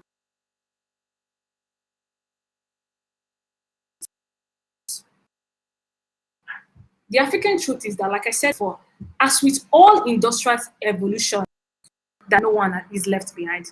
We have to, as a country, to ensure that we are uplifting people in different ways. People will get to see the Softcom is putting in place to do so. However, how do we communicate this? We can all agree that talent is evenly distributed, but opportunity is not. It is evident in society today. However, as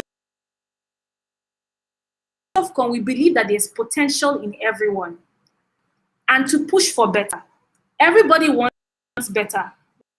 We all want to grow. That is why we come here and grow. We wake up in our morning, we enter Lagos traffic, we hustle.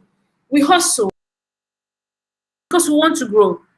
People want better tools. People want better work experience. People want to progress. We turn these people into dreamers and doers.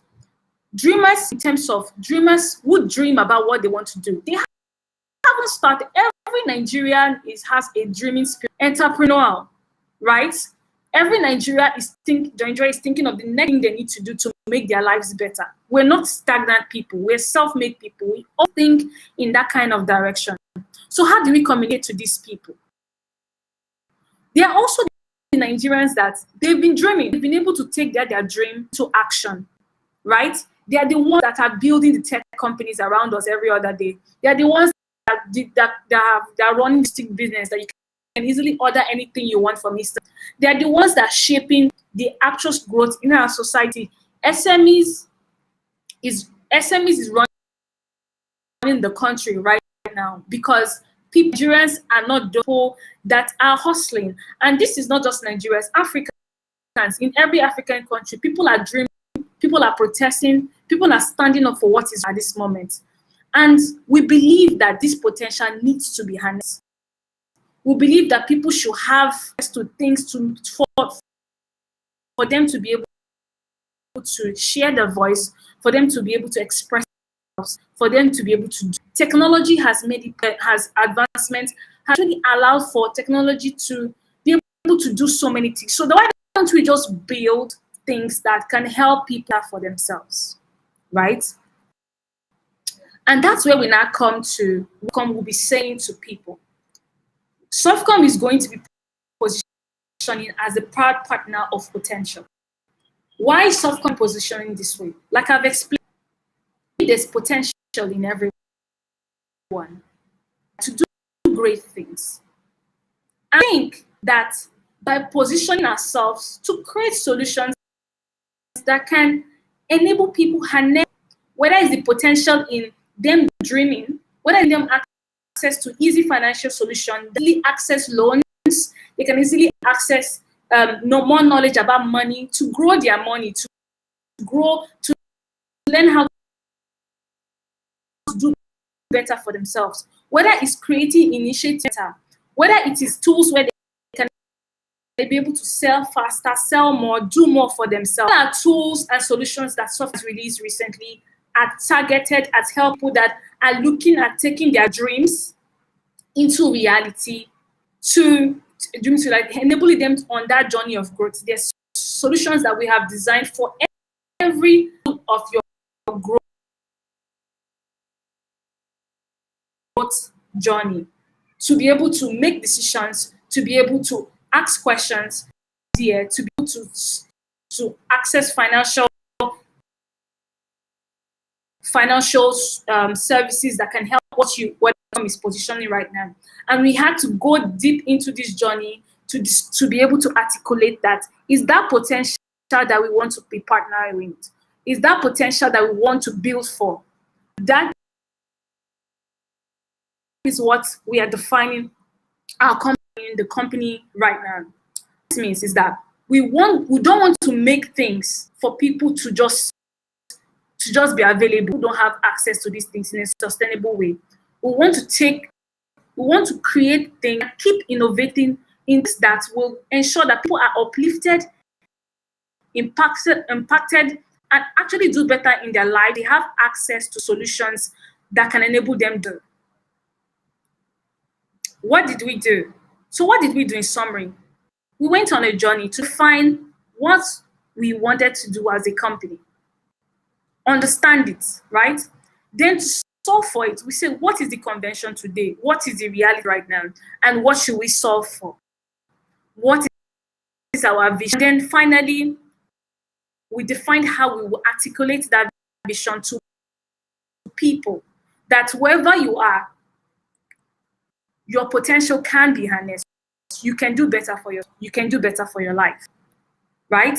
And where has this brought us to? To be honest, it has brought us to a place of clarity, because everyone, both in SCOM right now, understands fully what we are solving for, why we're solving this, and we intend to build a storytelling framework around this that ensure that we keep communicating over and over again to people, to ensure that they understand that this is the journey and attention that we have.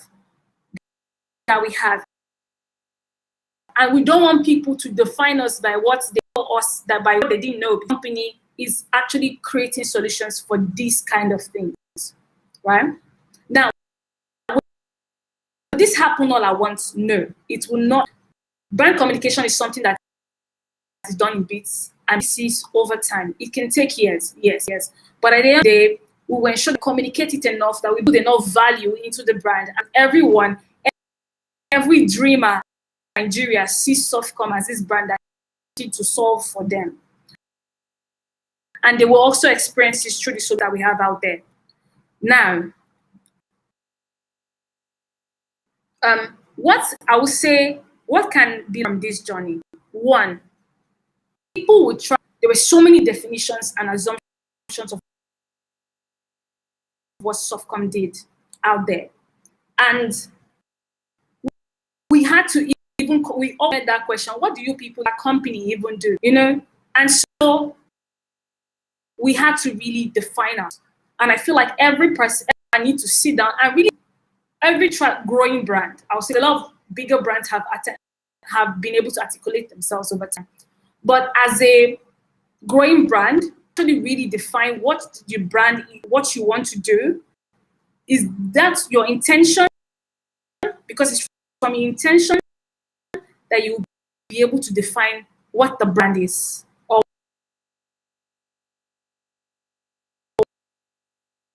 what the brand or what the company is. It takes several lives. To be honest, if only one myself to communicate the brand, he would have had to adapt.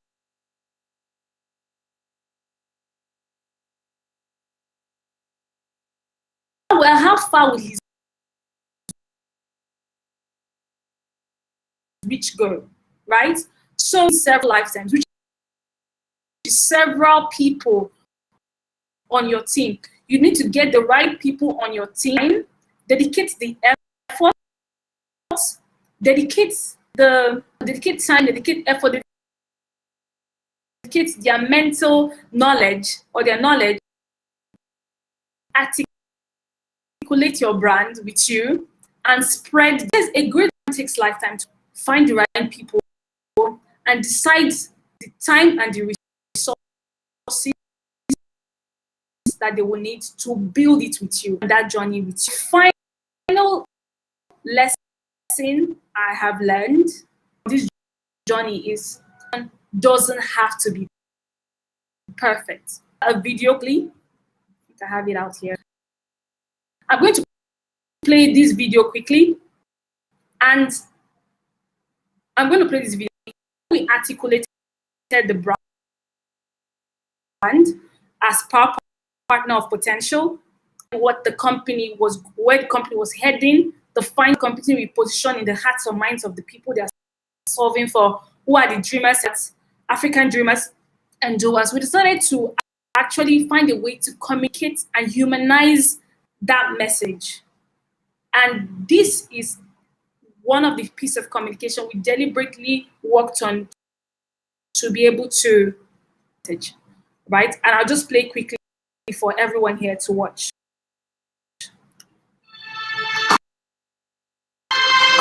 It's in that same genius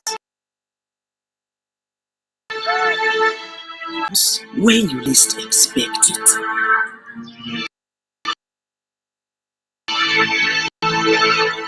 Potential is not some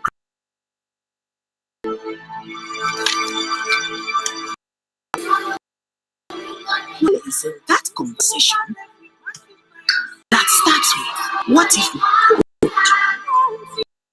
if we could all see potential everywhere, all around us. That's key. That changes everything. What if we teach everyone all over to know their worth, to help them their goal? Because when you find your partner of potential, nothing can stop you.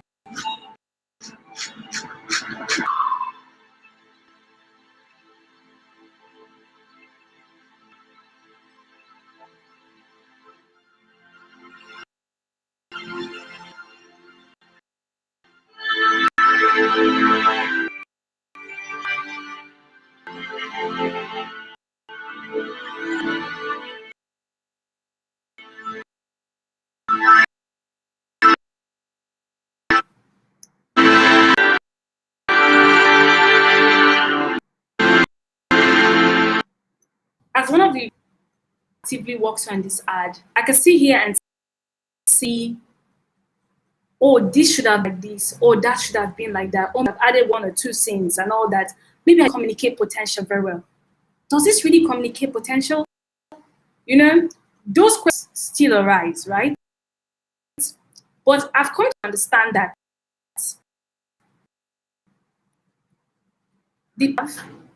has to be clear, intentional, relatable.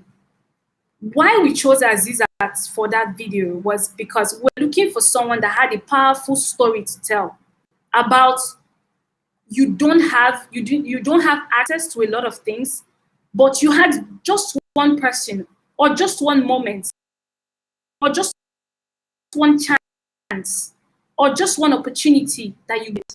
And what happened? Your potential was unlocked. Azizat's grandmother actually supported her. She didn't even know she would end up being a football player. But that support for her love for football and going out there to play ball helped her to be where she is today as one of the footballers in the world right now. And she's a Nigerian. And she came from left from Nigeria. It's a very interesting story. Also going to be attempting to use other people to communicate that it's a message of hope to a lot of Nigerians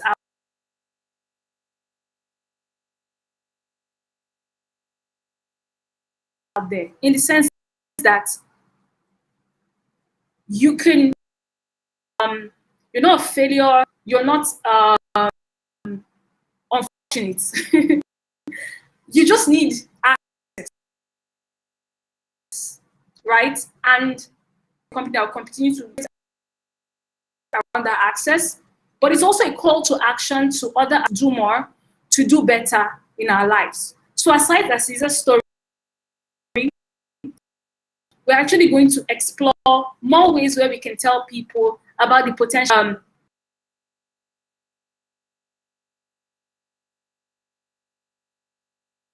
When we meet with the right opportunity, it will actually grow. It should be intentional, and then it should be timely. We hope for this communication to go out there for a lot of Nigerians to see it over and over again. And we're going to have different variations of going to keep speaking to the growing Nigerians, right? And letting them know, look, there is to be a new future.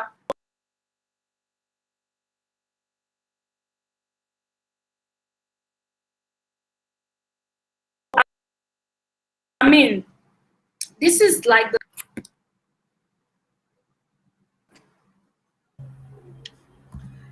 Okay, that was a very powerful session. Can you hear me? Can you hear me? Yeah. Yes, in Yes, fact, thank you. I can hear you. It was power packed, and I like the fact that you use Softcom, the organization, to really tell the story of brand positioning and messaging. So thank you very much, Odulu. Like, I'm super excited that you shared the story from start to finish and all of the interesting intricacies, the elements that you were able to add to your slides. They were so powerful. They were really, really, really powerful. And, I can see a couple of comments in the chat. It's throwing thumbs up, which is amazing. Such an incredible speaker. So thank you very much. Thank you so much. Do we have any questions for Odulu before we bid her farewell? I have the last speaker. We are so we're past time, but I believe everyone is getting value from today's summit. All right, we don't have any questions, but in case anyone comes in, I can always send them to you later. And a good thing is that this event is being streamed on YouTube, so people can always go back to rewatch and see a couple of answers that we share based on the questions that we get. Okay, so thank you very much, Odulu. I have to let you go now. Thank you. Thank you for giving me this opportunity. No problem. Thank you so much. You've done a great job, and I'm pretty sure that Softcom is proud of you. Bye. Bye. All right. So it's time to introduce our last speaker, and her name is Adebola Williams, and she's also a content writer. She's a marketing professional, and she will be taking us through how we can harness the power of organic content. Okay, so I'm gonna bring in Adebola in now.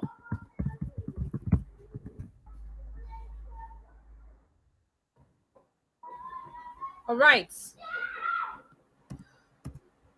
Okay. Hi Adebola, are you with me? Yes, I am. Can you hear me clearly? Yes, I can hear you clearly, and I can see you clearly surrounded with technology, which is good vibes. Which is good How are you vibes. doing? I'm okay. And you? I'm good. I'm good. Are you ready for us? Yes, I am.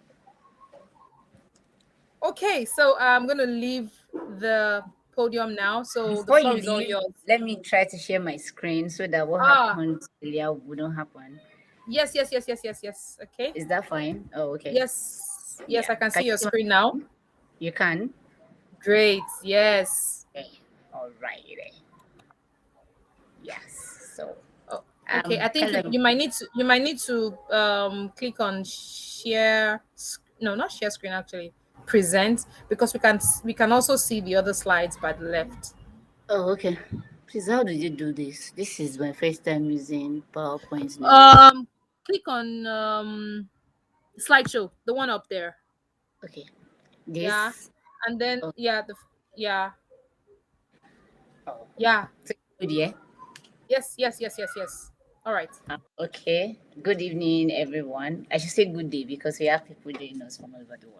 So, good day, everyone. My name is Adibola Zoe Williams, and I'm the brand storyteller at Money. I know that a lot of people that are on this call or that saw the branding material for this event saw just writer and content marketer. But beyond that, I'm a lot of things actually. And I'm going to be putting that in the story I'll be sharing on how you can harness the power of organic content. So for my slide, you'll see I wrote one very important sentence. It's not a new age. Marketing excites people because they're always looking for the next new thing, but there's nothing new really. It's the same thing over and over again, recycled and just adjusted. So my belief for marketing, especially when it comes to content marketing and organic content marketing, is that it's not a new age, it's just a different time. It's the same thing over since life was incepted. Everybody just wants to do something new, something great. But all you have to do is just find the simple elements of your product, of your brand, and try to communicate that to people in the simplest way possible. Life is already as complex as whatever. Adulting is already as complex as whatever. People have things they're going through in their life. They should not be confused about what you're rendering as a brand. And that's what I'm going to be breaking down. So if you're ready, I just want to see some thumbs up because I know that people have stopped seeing anything since this thing started. So let me see some thumbs up in the comment section. I can't see it because I'm not wearing my glasses, but I'll try. I'll try. I'll try to see. Yeah. Thank you. Thank you. I just want to know that I'm not talking to myself and just me. I want to be sure that other people are here. Yes. So let's go into it because I don't want to take so much time. Right. So before we start, I just want us to do a quick activity. So the first one is I want a few people to just share a major marketing breakthrough that their brand has seen this year.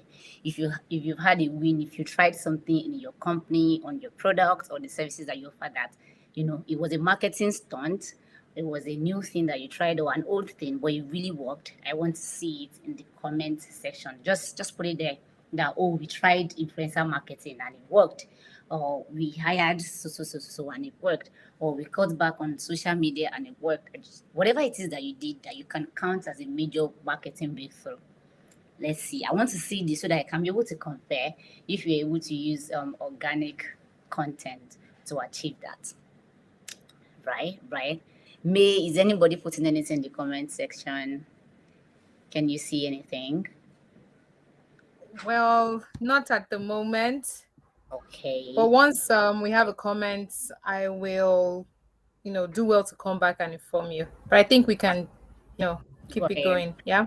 All Okay. right. So the second thing, so the first one is you should share a major marketing win, and the second one is share a major lesson. So I don't want to say failure because you know how people are now aspire to release. They say that we don't fail, we learn. So whichever one you want to pick, whether it's a failure or it's a lesson, something that you tried that you thought was going to work. I mean, brand A did it, or so person said we should do it, and it didn't work out like you wanted. I also wanted to share that all these things are important so that we can learn from this conference. A lot of conferences you go for and you just end up just listening, but I want us to interact. I want us to share our pain points, because if you're in marketing or you have a brand and you're trying to use marketing to sell your brand, you must have felt some pain. I mean, I'm in marketing, I feel pain every now and then, but we pick ourselves up. Sharing these lessons sometimes will even help you, because you find out that what you're struggling with, other people are struggling with it, and you just have to just say, oh, okay. So I'm not the only one. So it's not the problem is not me.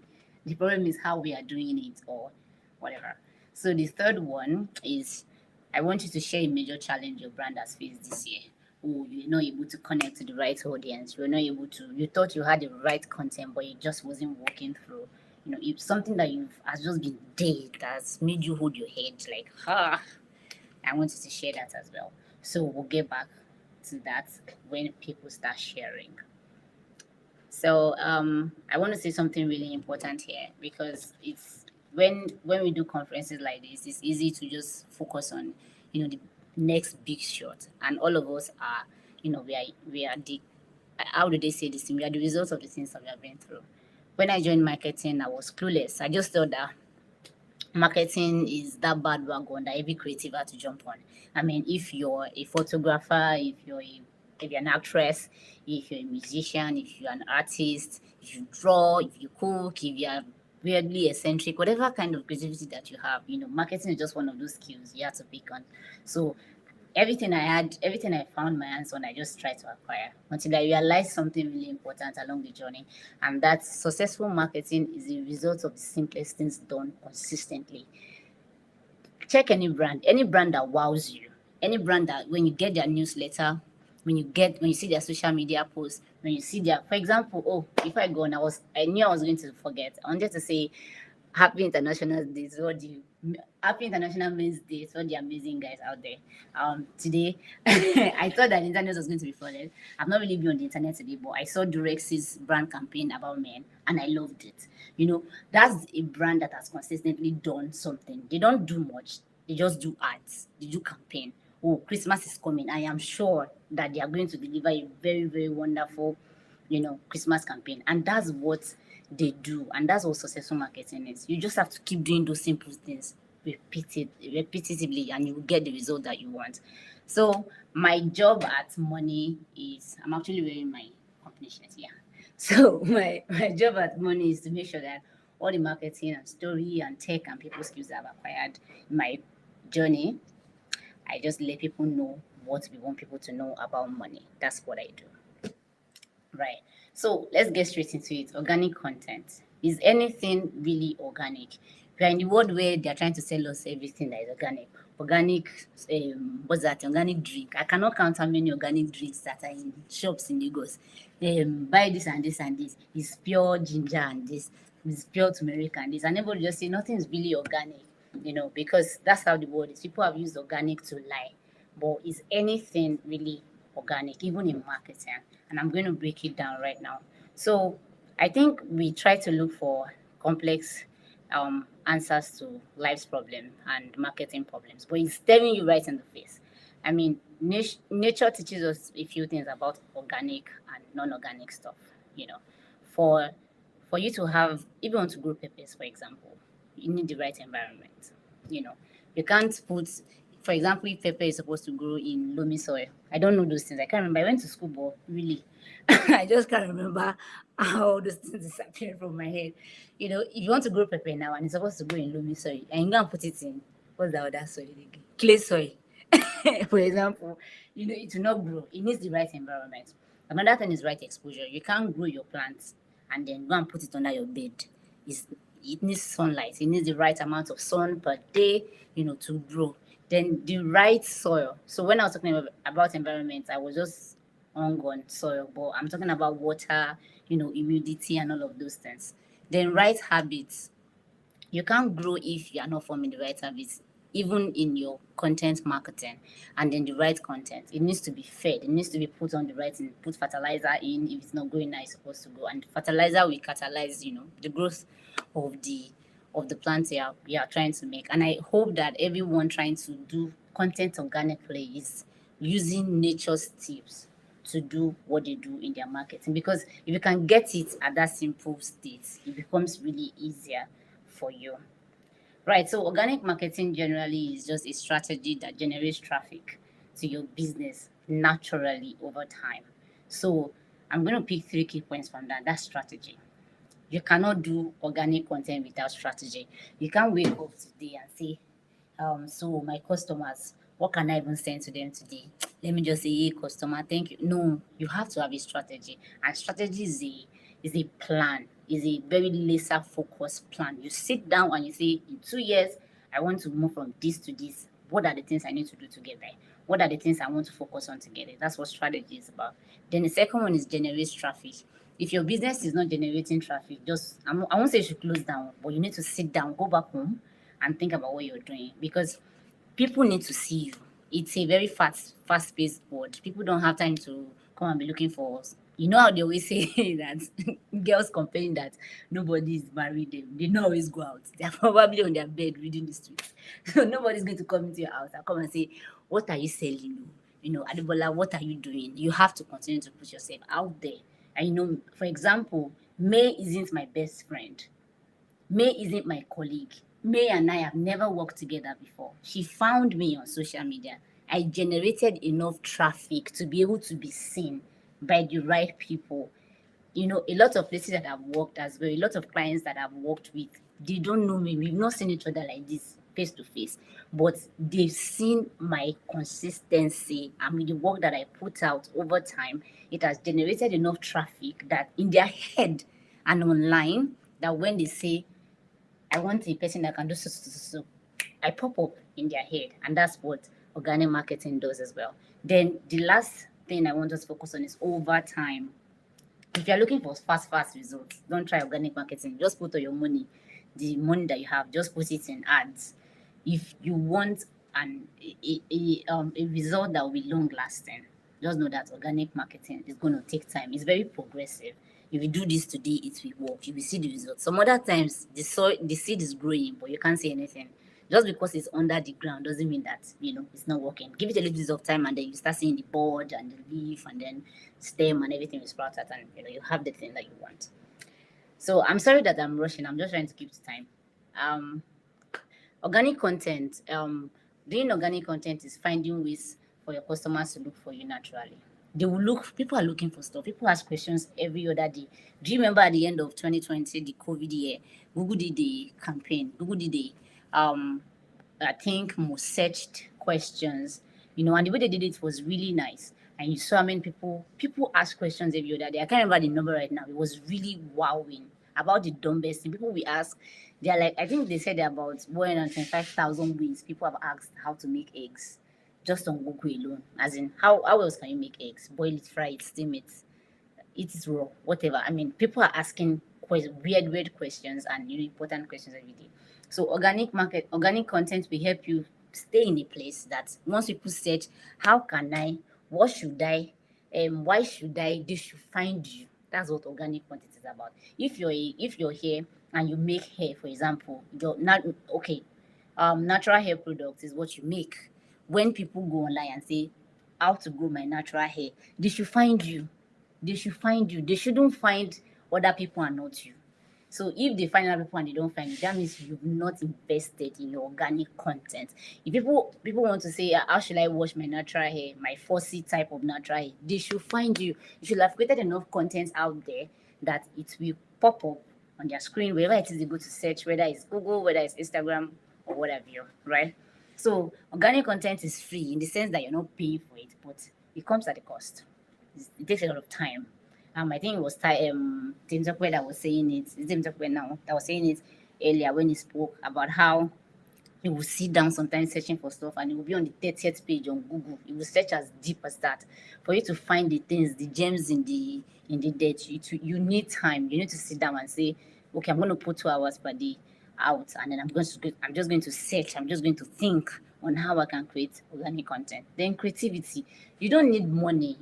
I don't know if you know Salem. Salem always says that You don't need. It's not the best camera that takes best photograph, best pictures. It's not the best editor that makes the best films. It's not the best director. You just what you have is something. You just have to think around it. How am I going to do this? So I need to do videos. I want to do videos, but I don't have a camera. Oh, do I have a good phone? Yes. Does my friend have a good phone? Yes. How can I make it happen? Oh, I want to come to your house to borrow your phone for like 1 hour. I've already prepared what I'm going to say. I just want to borrow your phone and then I'll transfer it to my computer or I will do it on your phone and post it.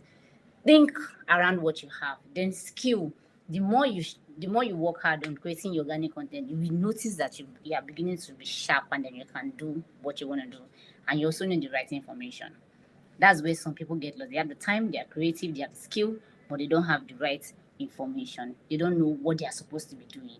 They don't know what kind of content their audience wants. They don't know how to make that connection, effortlessly.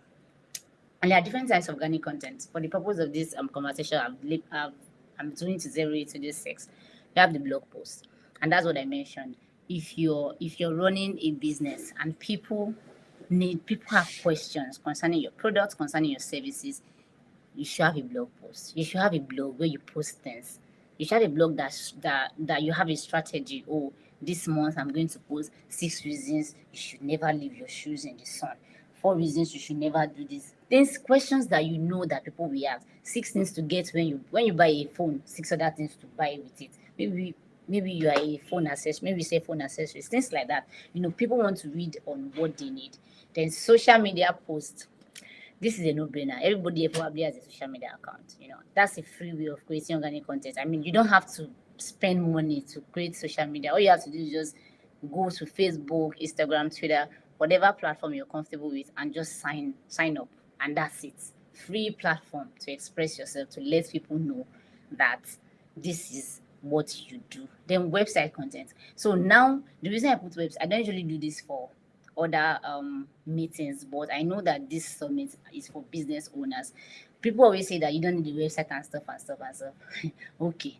You need the website in 2021. You need a holding site, a place that has all your information, that has your blog posts, that has evidence of what you do as a company.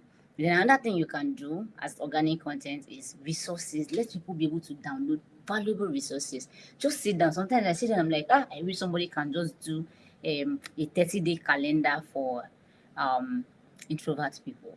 I've thought about it before. Let somebody just do 30-day calendar for a social media calendar for people that don't like taking pictures. How else can it connect to their people? And then I imagine that I put that out, and then I put it online, and I'm saying people should download this. People that need this will download this one, will spread it among themselves, and that's content, right? You can do newsletters for free as well, and then you can make videos. These 6 things are very important for the coming year. These 6 things are not going anywhere. If I was putting this in order of importance, I would have put social media posts last. I would have put videos as number 1, website content as number 2, newsletters as 3, downloadable resources as 4, and then all the other ones can come down. Videos are very important. I don't like showing my face. I don't like people seeing me. I get shy in front of the camera. I don't know what to say. Fine. Nobody usually knows what to say. What you have to do is just sit down and just write a piece of blog. What do I want to say? Write it down. Shorten it. Then put your camera in front of you. Start one by one. My name is Adebola Zoe Williams. Post it. I've done that one. Keep it somewhere. I am a business owner. I do kiniko. Pause. Keep it somewhere. And then you start. What you have to do is now join all of those things together. I know it's not easy to always, go. Some people have done this for a long time, so they can do it like that. But if you do not try, you will not know what you can do. And if you are a rich business owner, it doesn't have to be you. Hire a fine girl or a fine boy, let them do it for you. A fine boy, a fine girl that will represent your brand well, and they'll do it for you. It's the world where you can outsource all this type of things now. And then what organic content should you be creating? The first question for you to be able to answer that is, what's your business type? Are you a B2B or B2C? That is, your audiences, are they businesses or their customers? What is your business type? What's your business model? How does your business sell? And I'm going to use money for example. At the company I work for, that's money. We are a fintech brand. And what we do is we provide loans to POS agents. We don't provide loans for you to take care of your problems. We don't provide loans for people to pay rent or for people to pay their children's school fees, for POS agents only. That's what we do. And our model is very different. So the way we are connecting to our audience, people might say, oh, they are not really that social. Yes, our audiences are not on Instagram. Our audiences are not taking pictures in Dubai and speaking English. Our audiences are people in places that they don't even have access to banks. That's what we are solving. We are solving a solution that should have been solved years ago. I mean, there are people living in places in Nigeria and in the world that for them to get to a bank to withdraw the money that they worked hard for, that they kept in the bank so that people will not come and steal it in their house. It's going to take them hours to get to. And POS agents are bridging that gap. So what we do is we are helping the POS agents to bridge that gap. So the type of content I'll be creating is different from the type of content that a fashion designer will be creating. So don't jump on the bandwagon. Everybody's doing TikTok. Maybe it's not for you. Everybody's doing this. You have to sit down and know your business model for you to be able to know what to do. Then it's also important that you check the solution that you're providing. What are you giving people? Some people, when you hear when Coca-Cola, for example, Coca-Cola is one of my favorite brands of all time. They're selling sugar. It's literally poison in a bottle. But they don't make you feel that way. It feels like happiness. Every time I see Coca-Cola billboard, I'm always very happy, even though I know that I'm dying small. So what they're trying to do is they're saying all of Coca-Cola has, you see families laughing together. They're not saying anything. They'll just end it. What's that their tagline again? Sharing something, have you taste of feeling, something very funny, and you just feel some type of way. To them now, the solution they're providing is they're giving a drink that bonds families and from generation to generation because they've been existing for a long time. That's what they are doing, right? So you need to do that so for you able to know the kind of content to create. Then the second thing you need to know is, what are you looking for? Why? You just want to make sales. If sales is your thing, maybe you should not worry about content. Just be going to people's house, go, please, I'm selling shoe, buy. No, if sales is like your goal, you need to sit down and rethink it, because whatever business that you are doing, I know you need to make money, but there's a reason you started it, and that reason will help you when you want to create your content. It will really guide you because it will help you reach the foundation of people's pain. And then what do you want going forward for your business? What do you want for your brand, for your business? That will also help you to know what kind of content to create. Then what channels should you focus on? I'm not on TikTok right now. Okay, TikTok. I'm sorry, every Gen Z on this call. I'm just TikTok. I'm tired. Even Instagram Reels. I feel like I hope for a way to just remove that thing from my Instagram. It's too consuming. You go there and then there's just 1 million content. Everybody's just there. You'll be wondering, what is this type of content doing here? You need to sit down and say, what channel should you focus on? Something I should say here is that the channel you think will work for your business might be a good channel to look at. So just because everybody, that my brand, for example, now money, we can use TikTok to our advantage. There's a way to use all these channels you have. All you have to do is just sit down and just go around it. And the last thing, what's special about your brand? Your brand cannot be the same. You cannot copy another person's brand like this and then I expect to create organic content that will be beneficial for you. You cannot say, I'm just going to photocopy this brand and then I will get their results. It's very impossible. You need to find your own special. You need to find the thing that makes you. Some brands focus on the products. Some brands focus on their people. For example, we know this. I don't know how many Nigerians are here, but Carry Rice really well does this year. On Father's Day, they asked their staff to bring their dads to work. And it was a bring your dad to work day, and it was a half day, and they were not working. What they were doing was painting. Most Nigerian children had never had that special bonding moment with their dads, just sitting down, sipping wine and painting. It was a different experience. They focused on their people, not even their customers, so their in-house people, and they were able to organic content. They didn't have to pay more. They didn't have to stress. And then everybody kept talking about it. It's in everybody's heart. People are trying to do better for their people. They spiraled a conversation beyond social media, right? So this is the last slide. The important things to note about organic content is when you think of content, stop thinking of social media. Stop thinking of online platforms. You can do an offline content vibe. As a content marketer, I have to harness both online and offline. And I've realized that the mistake most people make is when they think of content, they only think of the type of things you post, videos, blog posts, and all of those things. Events, an event can be an organic content. You sell something, do a pop-up in your street, do a pop-up in your community, or a big brand is coming to your community and your product complements their brand. Walk up to them and say, oh, as you're setting up, I think that this thing that they are buying from you or they are getting from me, they are going to need this to complement it. So I'm going to be there. Stop thinking of social media alone. Get out beyond the rings of social media. Do something around you. Do an event, you know. Use everything in your capacity to drive it. Don't just create organic content and then you know, just go about doing your thing. You have to think, right? And one of the things I learned writing is that, as a matter of fact, I even found myself saying it the day before yesterday that it's not the writing that I enjoy as much. It's the editing. It gives me so much joy. It's the saying that, oh my God, I wrote this and it doesn't make sense here. I have another thought, edit. Some of you create stuff and you just post it on social media and you now be waiting. No. Does anybody follow Dimeji here?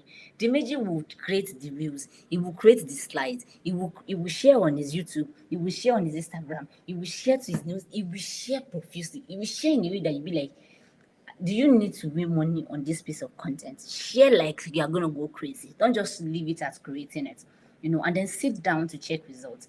You have done this content, you have made sure that you put all your heart into it. What has happened? How many people did this? How many people said? How many people click on this link? How many people downloaded this thing? How many people responded to this? What do people say they need from this? Check the results so that you'll be able to know what to do next. Then involve your customers. They are the one you are trying to reach. I love the way I don't want to do my own. It's not about you. Running your business is not about you. Creating content for your business is not about you. Involve your customers. When they buy from you, get feedback from them. Or what experience do you think we can add? Or what experience do you think is not up to brand? Ask them questions.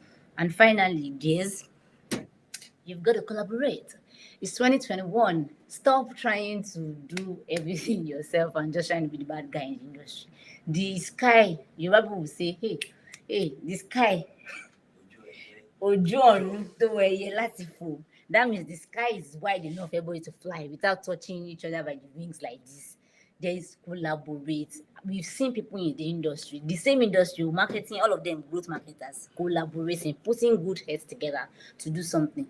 Collaborate. Find brands that speak your language. Find brands that are in your industry, outside of your industry, that you connect with, that you think that your brand and their brand can do magic together. Come up with something beautiful and do it. Just go for it. So that's where I'm gonna stop. Thank you for listening. And do you have questions? Yeah.